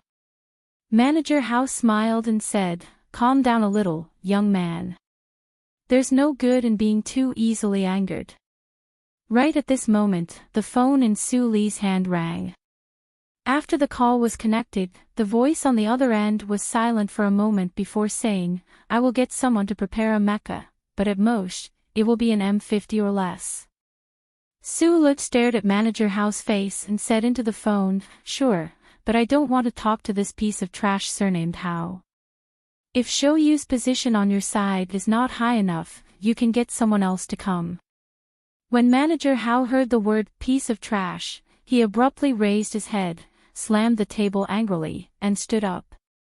He extended a finger to point at Su Li's nose and scolded, "You little." He only had time to say the word little. Su Lu was an easily angered young man, but he had always been very angry today. Bai Yulan, who had been standing silently beside him all this time, had been carefully observing his reactions. She knew that if this fellow vented his anger, it would be a very scary thing. So when Manager Hao stood up, she silently took a step forward and stood in front of Su Lu, one hand gripping Manager Hao's finger. With a crisp crack, the finger broke.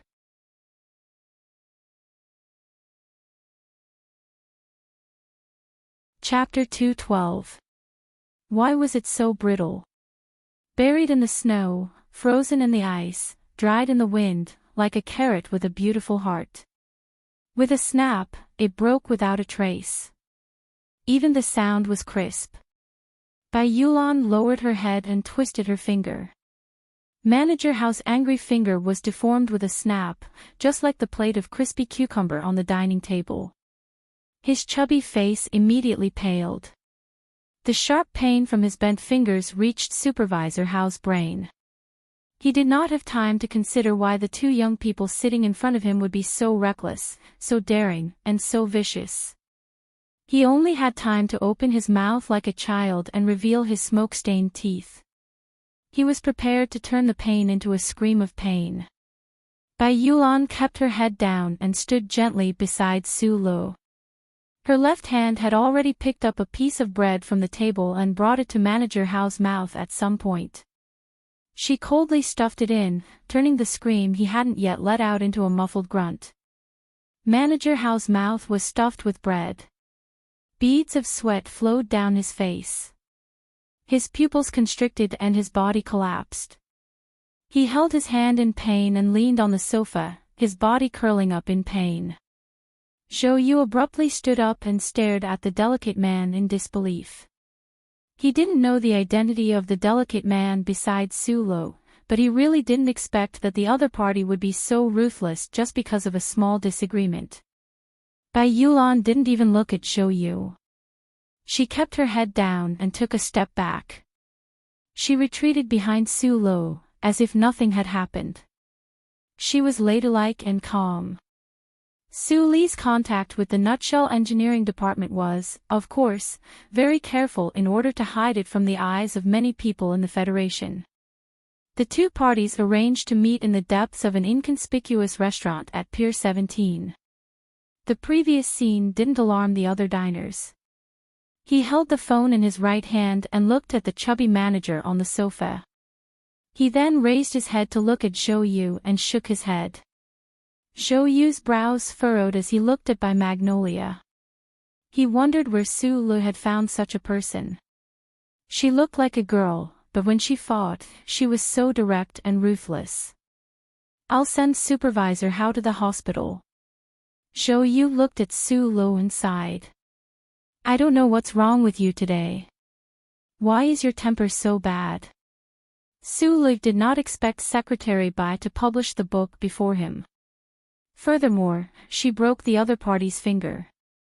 If it was in the past, he would definitely not agree with this. However, for some reason, he was only startled today and did not express any opinion. He nodded at Zhou Yu and walked out of the restaurant with the white magnolia. He spoke into the phone, Manager Hao needs to go to the hospital and can't talk to me. You should choose someone else to talk to me. My request is still the same. Zhou Yu helped Supervisor Hao stand up. He smiled bitterly and wanted to say a few words of comfort, but he didn't know what to say. By this time, Supervisor Hao had adapted to the pain of his broken finger. His face was pale as he spat out the bread in his mouth with his tongue. He was battered and exhausted, but he bitterly cursed, I'm going to kill him. I'm going to kill him. Zhou Yu was silent for a few seconds before reminding him, Su Lu has been speaking directly with Secretary Shin. The previous call should have been made to Great Secretary Shin. This sentence did not reveal much information, but it was very important. When Supervisor Hao heard the words, Great Secretary Shin, he suddenly froze in place. He was silent for a long time, as though he had forgotten about his broken finger. He looked at the restaurant's exit with resentment. He knew that he had misunderstood the true meaning of today's meeting. He had completely misjudged the background of the third-level technical supervisor. However, how could he accept that the other party was so vicious? However, if the other party was someone who could directly negotiate with Great Secretary Shin, even if he was unwilling, he probably could not find a way to get revenge. Zhou Yu was also silently looking at the restaurant's exit. At the exit, Su Le had already hung up the phone. He silently walked toward the sunny streets of Harbor City. Behind him, the vicious and delicate man was silently following him, pulling a black leather suitcase. In his impression, Su Le had always been a quiet, calm, amiable, and trustworthy young man. He had never been so intense and gloomy as he was today. What could have caused such a big change in his state of mind? Su Le was in front, and Bai Yulan was behind him. Two young men and a heavy black suitcase walked in the Federation's most prosperous city. They were like two fellows carrying a huge treasure walking beside the salivating mouth of a giant shadow beast. Perhaps it was the terrorist attack at last night's concert, or perhaps it was the touching scene of the senator's speech on the news, which made Su Li's mood extremely bad. Otherwise, he would not have acted so tough in the restaurant earlier. In fact, since he was young, he had always been a very easygoing person. On the surface, his personality was very gentle. Or perhaps it was the two insufferably arrogant men's backs when the high-speed train came to an emergency stop last night. That arrogant back view that treated all the rules of the world as trash had touched some corner of his heart. Su Le did not know that the most flashy and arrogant leader of the 7 big families in the Federation had once given him a complex evaluation that he was too young and not frivolous. In fact, he was still a young man in his 20s. How could his temperament not be filled with the scent of youthful hormones? However, in the past, due to objective or subjective reasons, Su Li's frivolous temperament was hidden extremely well. It was transformed into an external display of stubbornness. Now, this temperament was gradually revealed due to his anger. Unfortunately, before he could show anything, the usually silent Bai Yulan made a move first. Su Le looked back at Bai Yulan, smiled, and said, "Let's go for a drink." Not far in front of the two of them, there was a tavern emitting the smell of oak. Zhang Xiaohua, the big boss of Nank, could easily find out that Su Le had left the capital special district and was heading to the port city. He could find out which train he had taken and which carriage he had taken. He did not know if the Federal Academy of Science and the Li family had relaxed their surveillance of him, but Su Le was a very careful person. Looking at the 30-year-old amber wine gently swirling in his glass, Su Le thought of the ancient song called 27 Days of Wine. Naturally, he thought of Child Sher, who loved to sing this song with tears streaming down his face. He raised his glass to the same level as his eyebrows and stared blankly at the wine in his glass. Through the wine, he noticed the two drinkers in the dark corner of the tavern entrance. The two drinkers looked very normal, but Su Le felt that there was something wrong. If they were spies like Shi Qinghai, who had received a systematic and cruel education, they would definitely be able to find loopholes in the many details surrounding these two drinkers. However, Su Le did not have this ability. He only had a natural sense for danger, and after escaping from the Donglin district, he was always cautious at every moment. He did not know if they were government agents or peripheral military personnel from the engineering department. If they were professionals sent by the Li family, then this matter was somewhat troublesome. Su Le stared blankly at the wine in his glass. This trip to the port city was originally just to see if Secretary Shin was sincere in fulfilling the agreement. At the same time, he also thought about the development of the new generation of MX Mecha. He wanted to see the progress of the engineering department and see if he needed to take the risk to provide those solutions. He brought Secretary Bai here because Secretary Bai had personally operated this new type of mecha before. If he could have a private space to face the new type of mecha, then Secretary Bai would be equivalent to his test pilot. The Leaf family and the Academy of Science would probably not believe that he had the core data. Since Secretary Shin trusted the engineering department, then the Tai family must have a great influence on the upper management of the Nutshell engineering department. There would not be a problem of secrets being leaked. However, if the eldest young master of the Leaf family knew that he had come to the port city, would he think more? At the very least, he could not let the other party see that he was in contact with the Nutshell engineering department. Su Lu put down his wine glass. Just as he was about to stand up, he realized that By Magnolia, who had been silently drinking orange juice on his left, had once again stood up before him. By Magnolia put the ice in her mouth. Without saying anything, she walked towards the back of the pub. The two people in the shadows at the entrance had already planned for this situation. One of them pretended to be drunk and followed her to the back of the pub. No matter how prosperous the city, no matter how modern the era was, the back of the pub was always quiet, messy, and dirty. There were rats in the trash bins, pee stains under the paint peeling off the walls, and traces of vomiting last night. By Magnolia did not smoke and did not drink today. Naturally, she would not vomit in the back alley. She just closed her eyes, unzipped her pants, and happily peed. The pub patron also came to the back alley and started to pee. He did not need to follow them, but he was worried that the two targets would split up. Therefore, to be careful, he did not want to let the target out of his sight. There are so many people drinking at noon in the port city. By Magnolia trembled and silently walked towards the pub patron. She said softly, "You did not pee. It's none of your fucking business." The pub patron realized that there was something wrong, but he still acted very calmly and fiercely. With a puff, the pub patron realized that the handsome man beside him had opened his mouth and spat something sharp towards his face. As a professional, he certainly knew that it was not saliva. Naturally, he associated it with some insidious hidden weapons in the rumors and quickly retreated. His retreat was not as fast as By Magnolia's advance. The pub patron groaned and touched his waist with his right hand, while the two fingers of his left hand fiercely pierced into By Magnolia's expressionless eyes. However, he lost his balance at this time because By Magnolia had lowered his head and stepped forward, coincidentally stepping on his shoelaces. With the two fingers in the air, By Magnolia's left hand turned into a knife and smoothly chopped towards the pub patron's neck. There was no wind, but it was extremely cold. The pub patron did not have time to take out his gun. He blocked it with his arm and quickly stepped back with his left foot, stepping on the wet ground of the back alley to keep his balance. However, he immediately felt that the other side of his neck was cold. By Magnolia loosened his right hand. He did not know when there was a delicate knife in his right hand.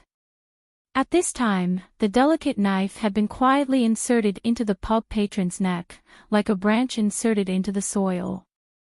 He then loosened the shoelaces of his right foot and reached out to grab the pub patron's tie, not letting the still twitching body fall down. By Magnolia opened the garbage bin, stuffed the pub patron into it and carefully pulled out the knife. Almost at the same time, he quickly closed the lid of the garbage bin. Through the metal lid, the sound of rain spraying faintly sounded in the garbage bin.